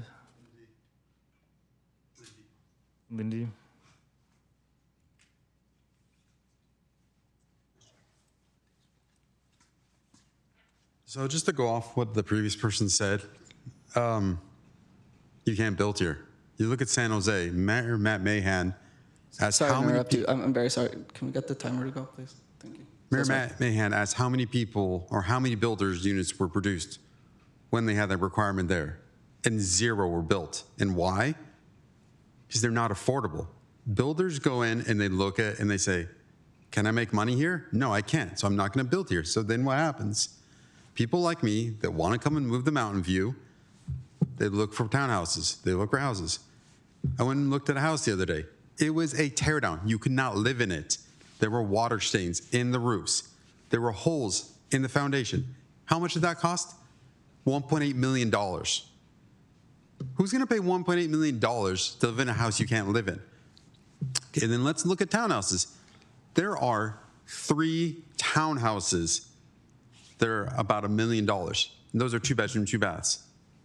How's a family going to live in that if you have maybe 2 kids, right? Are you going to live in a 2-bedroom, 2 bath townhouse? No, you're not. If you want to go to a 3-bedroom townhouse, how much is that going to be? at least $1.3, $1.4 million. So cities run off revenue, right? Cities run off people going in and going to stores, going to businesses, kids going to these schools. What happens when you make it so people cannot live in your city?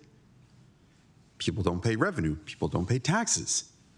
The city dies because you have made your city unaffordable. So by what the previous person has said right here, if you are making it difficult for builders to come in and actually support the middle class, who's going to move into your city? Is it going to be a software engineer that's probably making $500,000, $600,000? Yes. Is someone who's probably working at a school, working at a restaurant, are they going to come to your city? No. They just can't afford to live here. So then they have to go to Mountain House. They have to go to Tracy. And they have to commute probably an hour and a half each way. So what I'm saying, not as a builder, because I'm not a builder, I'm just someone who wants to live in your city, you need to make it more affordable for us to live here. If you don't make it more affordable for us to live here, nobody's going to live here and you're not going to get tax money. That's what I have to say. Thanks. Thank you very much. And the last speaker is Jonathan.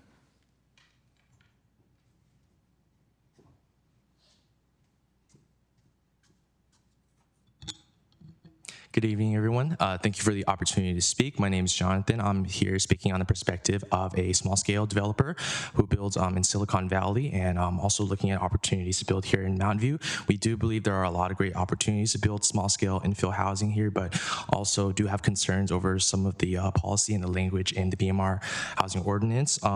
As far as the amendments being proposed, I think one of the comments I had would be really wanted to see if you guys would strongly consider adjusting the graduated fee reduction to apply from 1 to 6 to actually 1 to 10 units. One of the reasons being one of the bills we're looking at, Senate Bill 684 and the sister bill, Senate Bill 1123, ministerial lot subdivisions, they apply for sites half an acre or less and allow you to build up to 10 units. So I'm not sure where the 6-unit cutoff came from, but I think it could be reasonable to consider that adjustment.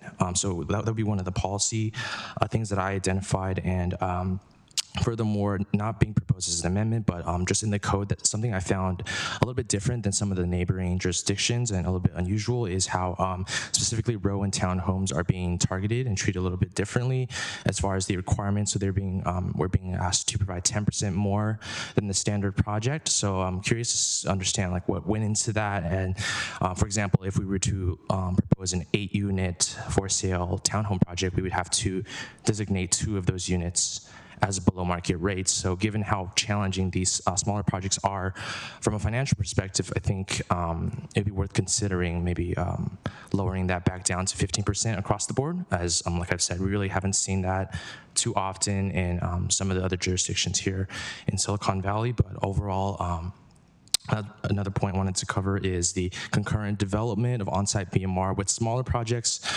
Construction staging and logistics is always challenging. So sometimes the BMR unit is in the later, perhaps, phase of the project. So for some flexibility around that would be appreciated. I do understand that it's always best to deliver all the units all at once to have an equal opportunity for it to go to market or things to be worked on. But I think these are the 3 things I really wanted to bring to your attention today. And I just appreciate the opportunity to speak and all the work that you guys are doing to make these ordinances and the city overall a better place. So yeah, thank you so much. Thank you very much. Mr. Clerk, do we have any other speakers queued up or on Zoom? No other speakers. Okay, and our other person didn't return. Okay.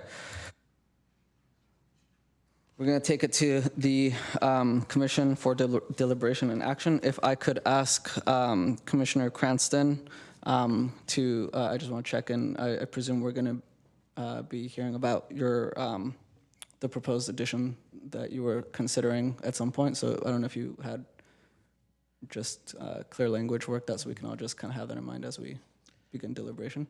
So am I on here?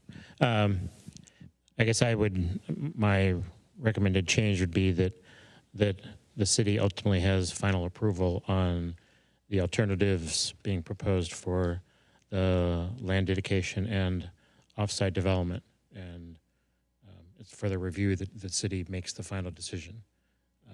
I'm not necessarily suggesting that it's specific to the partner that's chosen, but it should be clear that ultimately the acceptance of the alternative is the city's decision. It's not something that's purely a recommendation, and I would recommend that change to the language.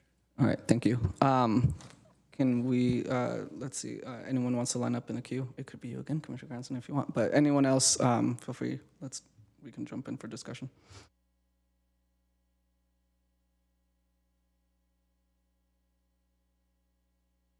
I just want to make sure we all had it like top of mind before, winding around. If it was going to come up eventually. Commissioner Dempsey.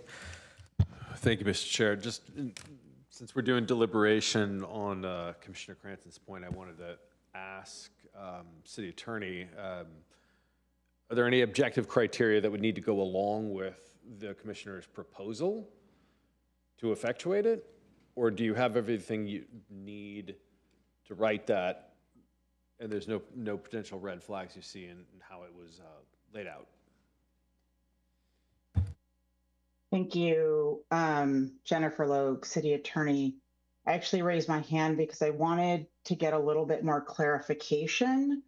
I did have an opportunity to pull up the statute just in looking at the question related to whether or not we could prioritize. And the state law is pretty crystal clear that the ordinance shall provide alternative means of compliance. And so I'm not quite sure when you say that we have ultimate authority, I'm not sure that we have the authority to reject a proposal, an alternative means of compliance. The ordinance has to contain these alternative means, and they become valueless if the city could just say, we don't want it. Right? So if we have to provide them, if we have to provide alternative means of compliance, which state law is crystal clear, there has to be some objectivity to this. Because, providing alternative means that we could, for whatever reason we decide, reject is not providing alternative means at all, really. So I think I need more clarification. We have an obligation under state law to provide alternative means of compliance. So I guess my thinking is we do have two, okay? The on-site but separate is still there. That doesn't go away. The land dedication is there, and that doesn't go away. This applies to the third option. So if if what they propose for that third option is not acceptable, they still have two valid options that meet the state's criteria. It's this third option that's new, and it goes beyond state law, that in my mind is a extra potential benefit for the developer, and beyond what we're required to supply. So that's what I'm talking about here is, I'm not saying we take away the on-site but separate, or we take off the land dedication. It's when you get into some of this much more complicated option of the third one, that it needs to be viable. And even the other two, we're requiring to provide evaluation, financial performance, how it's going to work. If those aren't completed to your satisfaction, are you saying you don't have any right to say this hasn't been completed to our satisfaction? I think you do. And so those don't go away. So that's what I'm referring to here. I'm not saying that we take away the two options that exist today and are there and available today. Those don't change. It's this third option that I'm saying it needs to include a provision that says that ultimately we can evaluate it and determine whether it's actually equivalent and provide approval on whether that meets the criteria. If not, you have these other two options that you are available to use and have been available since 2019 or whatever we put the program in place. Does that help? Okay. It helps a little. Do you have any more, can you provide any more clarity on evaluate? I'm just a little bit concerned that we're getting into a realm of subjectivity that is not allowed these days, right? We have to provide a mechanism by which developers can understand how they can comply.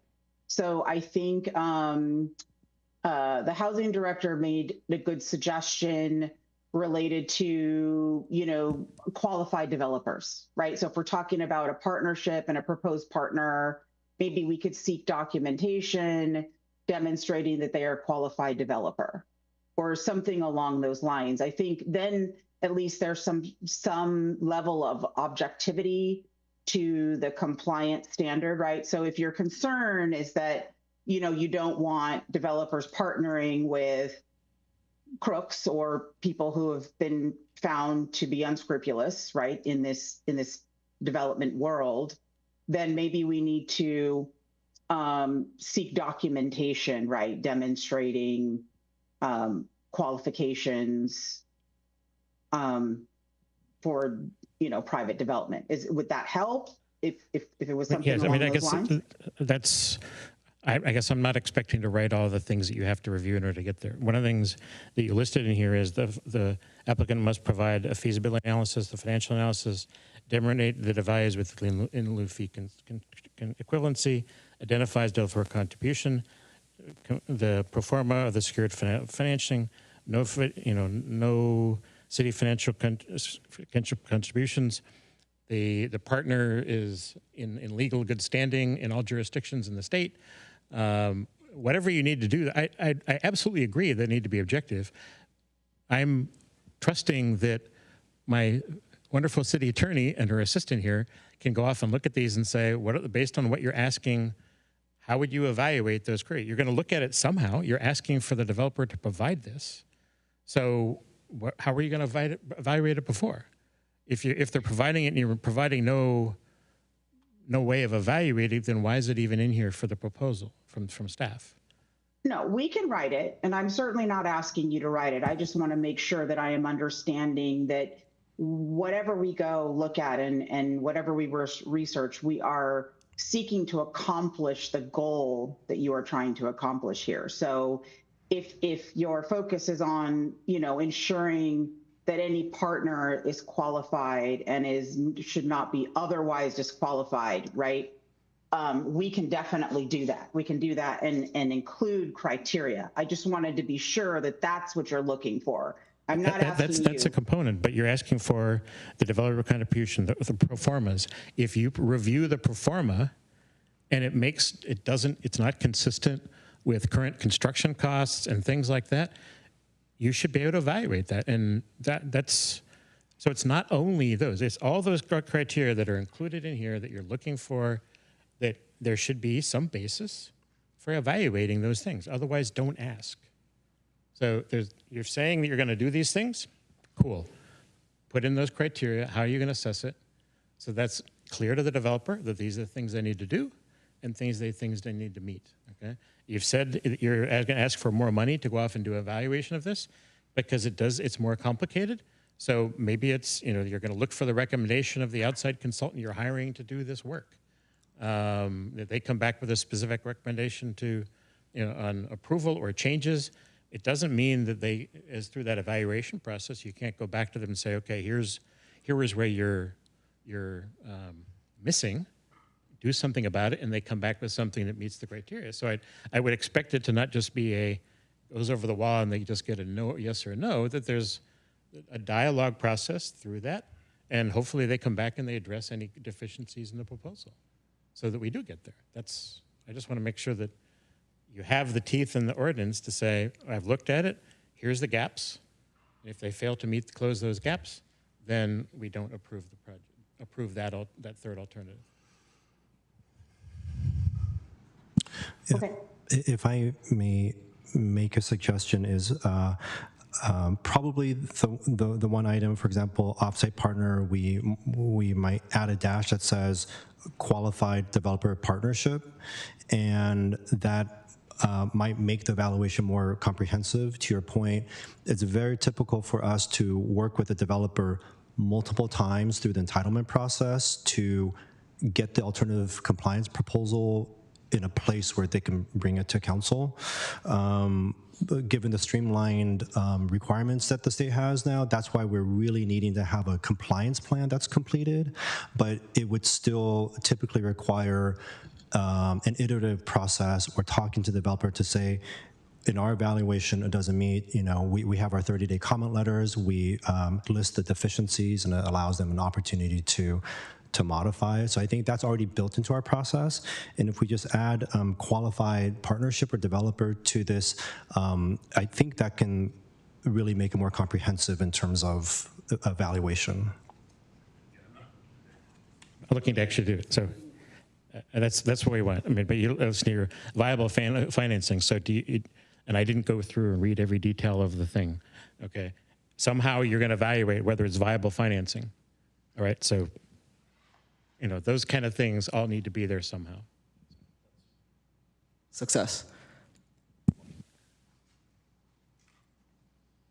Other commissioners?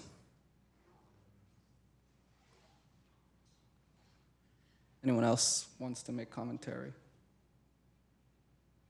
Commissioner Subramanian. Thank you, Chair. Thank you, staff, for continuing to make progress on this very important ordinance and the changes that you have recommended here. And I think we need to really get to this soon. I appreciate the speakers who showed up in person today and shared some invaluable insights into what's really getting in the way of bringing more housing and more affordable housing, and certainly more like moderate income housing to Mountain View. And I think working on this and improving it sooner is what's really going to get us closer to that goal. And particularly with that in mind, I urge staff to really work on the graduated fee structure for the 7 to 10 units, because I do think under SB, is it 684 and 1123? Did I get my numbers right? There are going to be opportunities for smaller sites to create 10-unit residences and housing. And so I think putting that graduated fee in place sooner will really help speed up some of that production. And outside of that, I think I still think that there might be an opportunity to figure out some way of creating better equivalency in the land dedication model, because I think using the same fee structure for the in lieu perhaps doesn't envision the longer time it might take to develop just open sites, as we've seen even with the case with 2 examples. So other than that, I am in favor of the amendments being proposed today. Thank you, Chair. Thank you, Commissioner. Vice Chair Donahue. So the public speaker brought up an interesting point on the 7 units versus 10. And my assumption on the choice of 7 was that 15% of 7 is 1.05. But for something that's 7, 8, or 9, that would require between 1 and 1.5. And my reading of the ordinance is that would actually then round down to 1. Is that correct? Okay.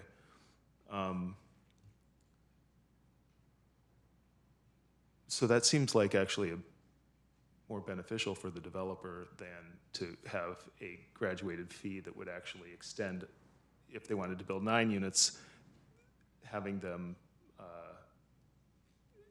can you explain? Well, they would still have to, a 10-unit project would still need to provide one, even an 8-unit project would have to provide 1 BMR unit on site. Any graduated fee reduction, if you want to extend it up to 10, you're now asking us to waive our 15 or change the 15% on-site requirement. So at 7 units, we need an on-site unit. If it's 8, it'll be 1 unit plus the fractional fee. So that's sort of how the math is working right now. So at 9 units, 1 unit fractional fee, 10 unit. Yeah. So today, if there's 9 units, it's 1 unit plus a fractional fee? Correct. Okay. Yes. I see. Okay. As usual, my fellow commissioners asked some interesting questions that got me thinking about various things. Lot 12 was mentioned as a, I mean, it's not really a land dedication thing because I guess it was, the city owned it anyway, but I was on the downtown committee in 2014 when we were deciding where to move the farmers market when there were games at the then new stadium. And somebody said, oh, we can't put it at lot 12 because it's not going to be a lot anymore. And, you know, then there were subsequently 11 football seasons. And so these things kind of can take a long time, which is unfortunate, but I don't know the history of that, and I guess maybe we don't need to get into that specific thing. But another thing that I heard was essentially redlining, which concerns me a lot. I know that your scenario seemed highly speculative, so hopefully that doesn't come to pass. But that's not okay with me. So I'm not sure exactly how we can address that through this process right now.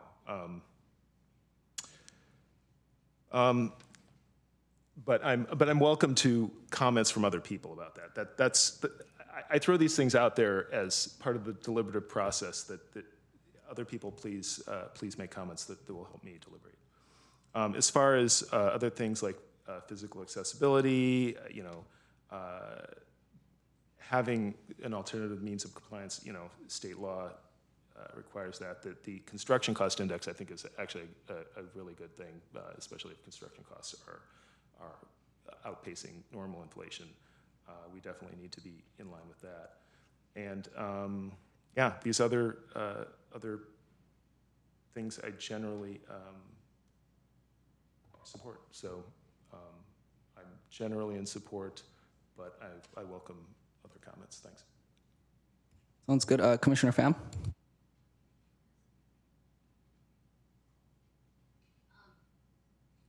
Okay, thank you, Chair. I am generally in support of the staff recommendation. I know it's not perfect, and I know that this has been done over multiple rounds of amendments, which I can imagine has been a lot of work. And I know that there are items in here that allude to future amendments in the future, maybe in 2028 or with some other efforts that were cited. I do like how you guys laid out, the clarity in the staff report showing the alternative compliance measures. I do agree with some of my commissioners that they seem very uneven. I'm not sure how to address that. It seems like we have these options, and it may be that one or more of them will be much more preferred than others. And so I'd be curious to see when additional amendments are going to be proposed in a couple years, what the popularity of these alternative compliance measures are at that point. I do agree that changing from CPI to CCCI is a good approach. In my work, we are considering some of that for some of the projects I work on, because construction costs are changing more quickly than others. I think that's all. Thank you. Commissioner Cranston, you have your hand up on the queue. Just two things. One's within scope, and the other one actually may not be. So I think the chair maybe articulated it more clearly than I did, but the way the location choice option right now, and the reason I was so frustrated not seeing the map, is the reality is with the way that they're worded as one of these must be true, is the only one that has any teeth is the HCD designated high resource area. I think you would be hard pressed to find even something that's in one of the high, not the highest, but the high or the medium, that's not within a half a mile of a high resource area. So if the expectation of council is that we are trying to make sure that we're addressing AFFH and we're trying to get people on transit, by doing it as one and only item and including it as the HCD designated high resource area, something that we don't control, those are illusions in my mind.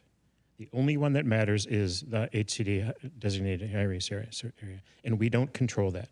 So I guess if that was one of the things that the council looked at, then I guess it's okay. But I guess I would like to state in the record that, in my view, there is no value in including south of El Camino as this item if the intention is to address AFFH, and there's no value including the El Camino Precise Plan if the intention is to address transit, because everything is within that HCD designated high resource area. And I don't know how often they change it, but when they do, then all this is going to change. But right now, that's the only criteria that's there that matters. So I wasn't in that meeting. If that was one of the things that council thought was okay, then I guess it's okay. But I think it needs to be highlighted that given that map, there's nothing, none of the rest matter, okay? So I'll probably still support it, but I'm assuming this is here because council said this is cool and we should include it. But that's my concern. The other thing that I'm worried about is, and the chair didn't address this, but in my mind, I don't have a method of evaluating the equivalence of a CSFRA unit and a BMR unit, and I'm troubled by the fact that if something was inclusionary, we would have the CSFRA unit and a new unit. And by inclusion and by allowing the inclusion of CSFRA units in the third option, we go to a situation where there's no additional units, which I heard from a couple of people is that's what we're trying to do. If that was, I don't know whether that was something that was discussed with council initially, but I thought part of the goal of the BMR ordinance was to get more units, and the option to include CSFRA in the third option means that it's likely that we will not. So, and maybe staff can tell me whether council understood that, but I just, that's not what my expectation was. So that's a comment. The third point is something that's not on the list here, but I was on the commission when this came up. The 25% BMR requirement for OHAMs came about before SB 330.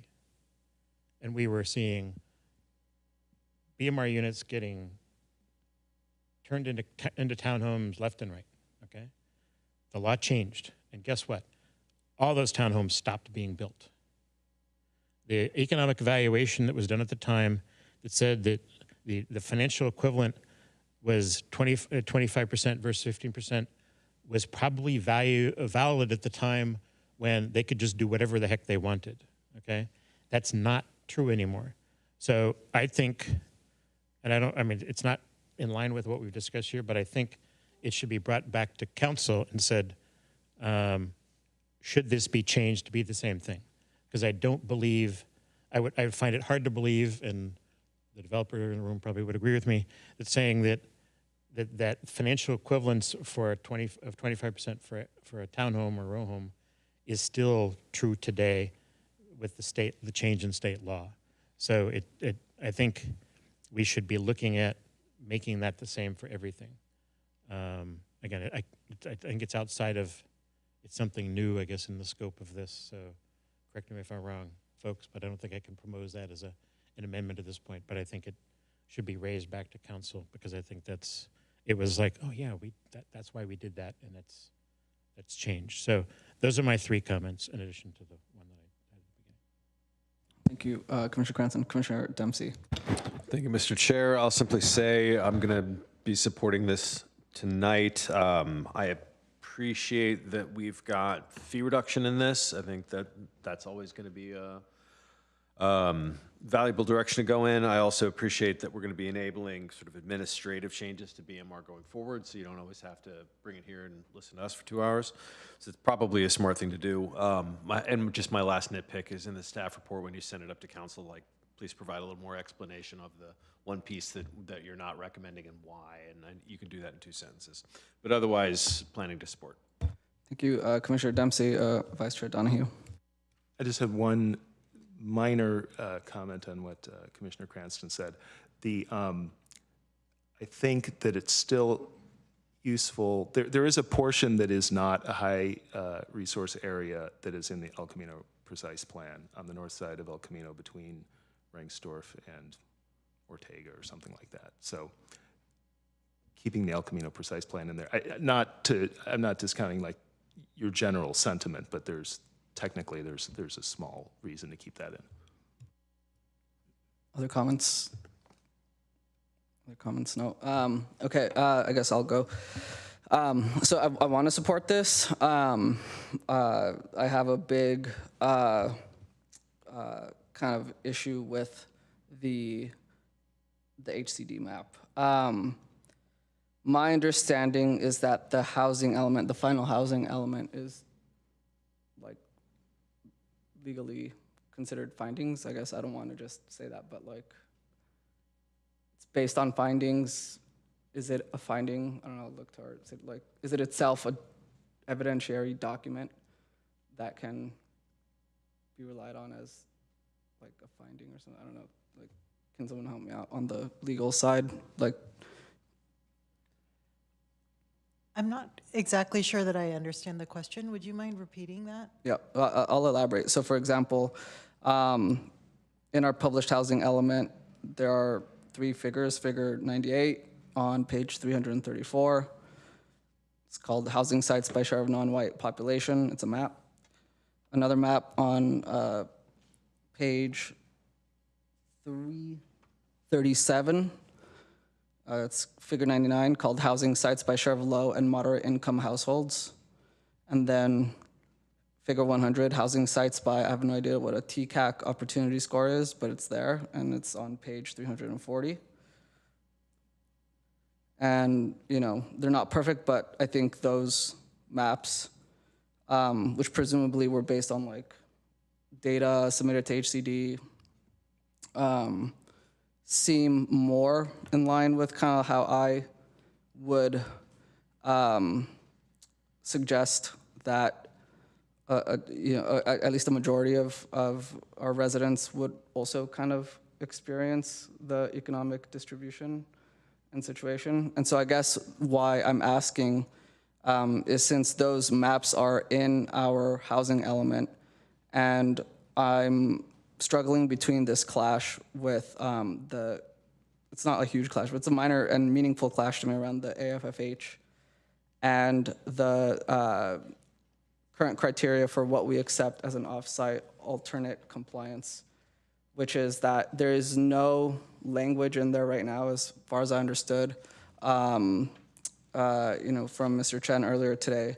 There's no criteria that would, whether it would preclude or at the very least invite significant scrutiny, where there's a scenario where something that, for example, in figure 99 on the housing element, where some project in the 30 to 39.9% population tract of low to moderate income could comply with their alternate mitigation or compliance, I'm sorry, by placing that off-site, you know, building in one of the tracts with, you know, the 50 to 59.9% moderate to low income. Basically, like, there's no language that I'm hearing that would say if you try to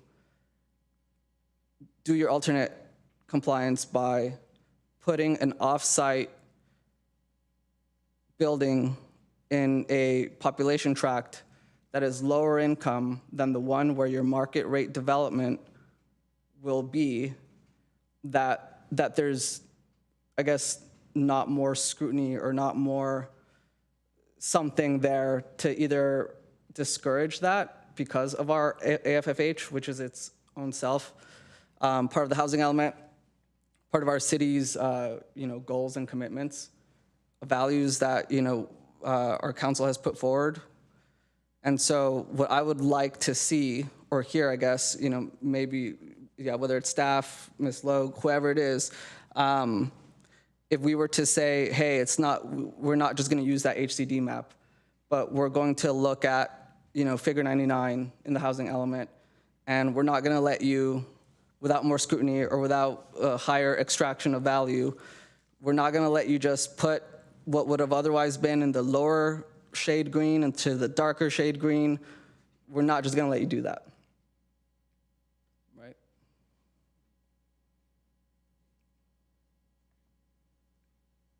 So let me see if I can, I honestly, I'm not quite sure I understand, but I would have to evaluate what those figures are that you're pointing to in the housing element. I'd have to go back and look at them. Would you mind pulling it up? I see a lot of our commissioners looking at it right now. I can tell you that even if I pull it up, I would still have to go back and do some research on what is the import of each one of those figures, where did they come from, and what data was used to create them to determine whether or not they could be used as a basis for determining where the offsite housing could be built. That sounds I'm like not saying a very no, good. yeah. That sounds like a very good thing to me. Yeah, I'm not saying no. I think if I'm understanding what you'd like us to look into, I think we can look into that and explore that. I would just like some time to sort of go back. I've looked at the housing element many times, but it's very long. And so I'd like to just go back and look at those maps and compare them to the figures that housing staff used tonight and see if we can't accomplish what you are asking us to accomplish. And I don't know if Director Chen, I can't see, I can only see you on the screen. I apologize. So I don't know if he's standing up or if he has any thoughts. Do you want me to? And there we go. I can see him now. Yep. Thank you very much. Yeah, I can try to take a peek at the maps too. And perhaps if I were to also try to summarize, I think it's some version of notwithstanding the maps or some such, an offsite delivery cannot cause further concentration within a, say, a low-income census tract or some such. Does that capture the concept that you're trying to get at? Yes, and in a way that's, ideally, at minimum, more granular than that HCD map that we saw. Mm-hmm. Okay. I think we understand the concept, and subsequent after this meeting, we can do some additional evaluation of it. Okay.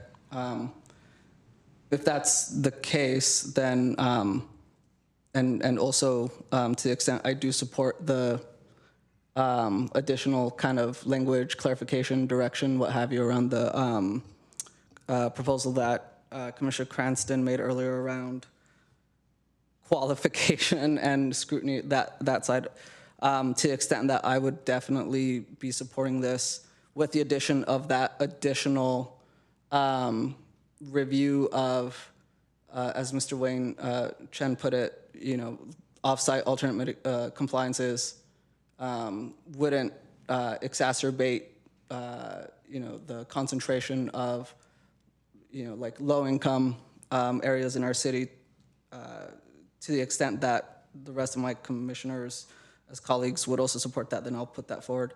I think we have Commissioner Subramanian on the queue.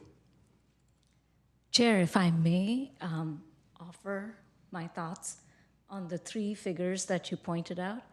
I believe what they're trying to do, in my understanding of it, and certainly staff, please correct me, is that they are putting or demonstrating the housing element sites within the context of these three different sort of demographic study maps And as I understand it, these are demographic study maps at a given point in time, meaning that they might evolve. And I think the one that perhaps changes the fastest is the third one of the three you pointed out. So the TCAC map is essentially pointing out what TCAC puts out as high opportunity or high resource rich areas. And I believe those are updated annually. And so the reason that the third figure looks very different from the map that staff put up on the screen is because this map is from a few years ago, and I guess in the latest evaluation, the state has updated those to represent what they believe are resource-rich areas, which is sounding like it's all of the city. So that, in my opinion, is just to show us the context of the housing element sites vis-a-vis these different demographic status across the city. It doesn't in any way diminish the point you made about ensuring that there is not a concentration of BMR housing in a certain part of town. So that's just the point I wanted to make. Thank you, because just to take a moment to respond to that. Always, I would rather give like broader direction to staff than more specific, which me as a not expert, the more specific I get, probably the worse things would get.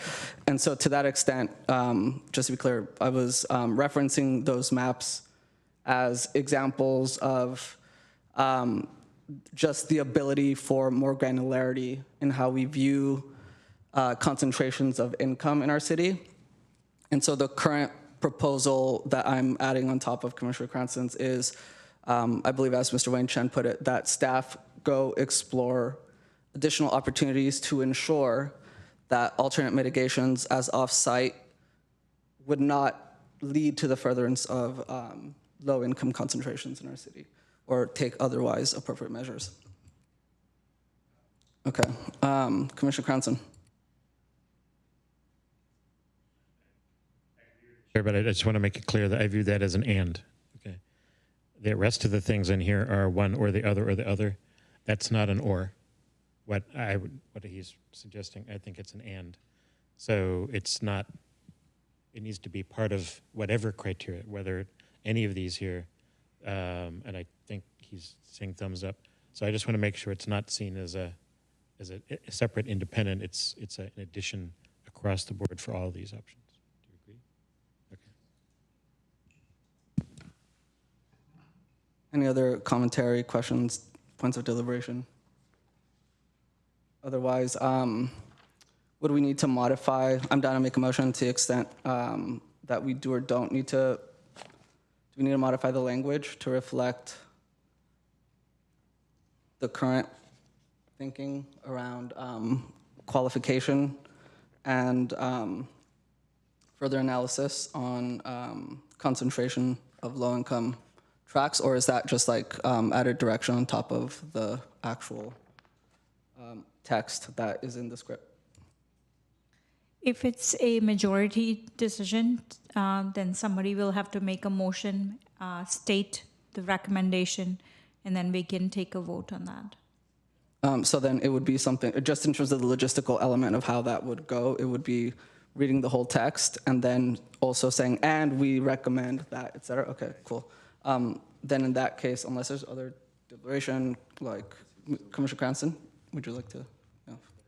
If the city attorney can suggest the language that I use, I'm happy to read it, okay?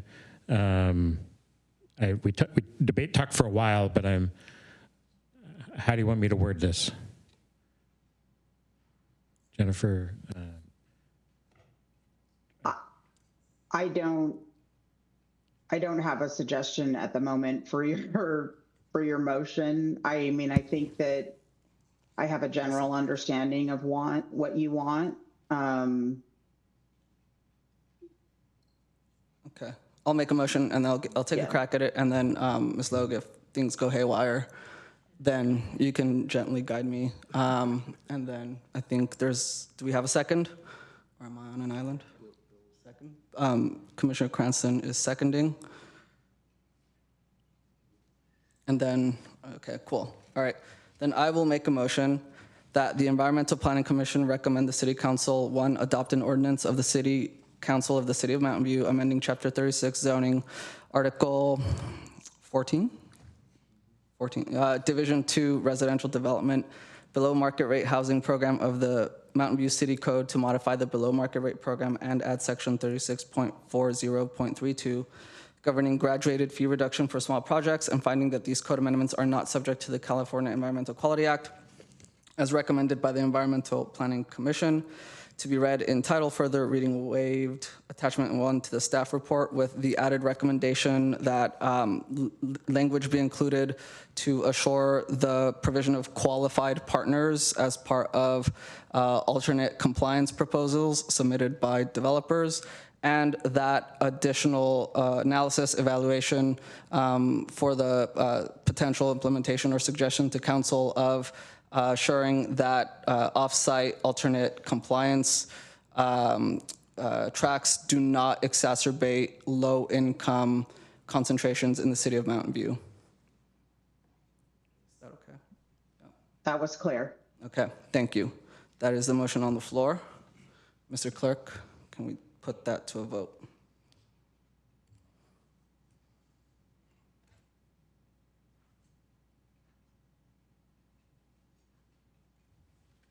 The motion carries, 6 yea and 1 absent. Thank you, Mr. Clerk. Okay, we will proceed to item 7, commission staff announcements, update requests, and committee reports. No action will be taken on questions raised by the commission at this time. Staff, or Ms. Pincholi, do you have any, or anyone else, announcements, including potentially the next meeting If date? nobody else has it, the March 18th EPC meeting is going to be canceled because we don't have any items on the agenda. So most probably EPC will reconvene in April. Okay, thank you very much.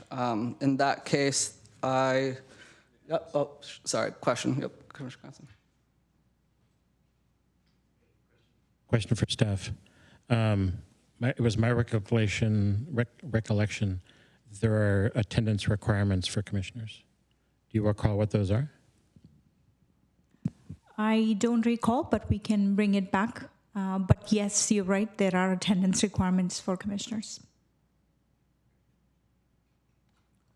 Okay, no more questions, announcements. This meeting is adjourned at 9:22 p.m. Thank you.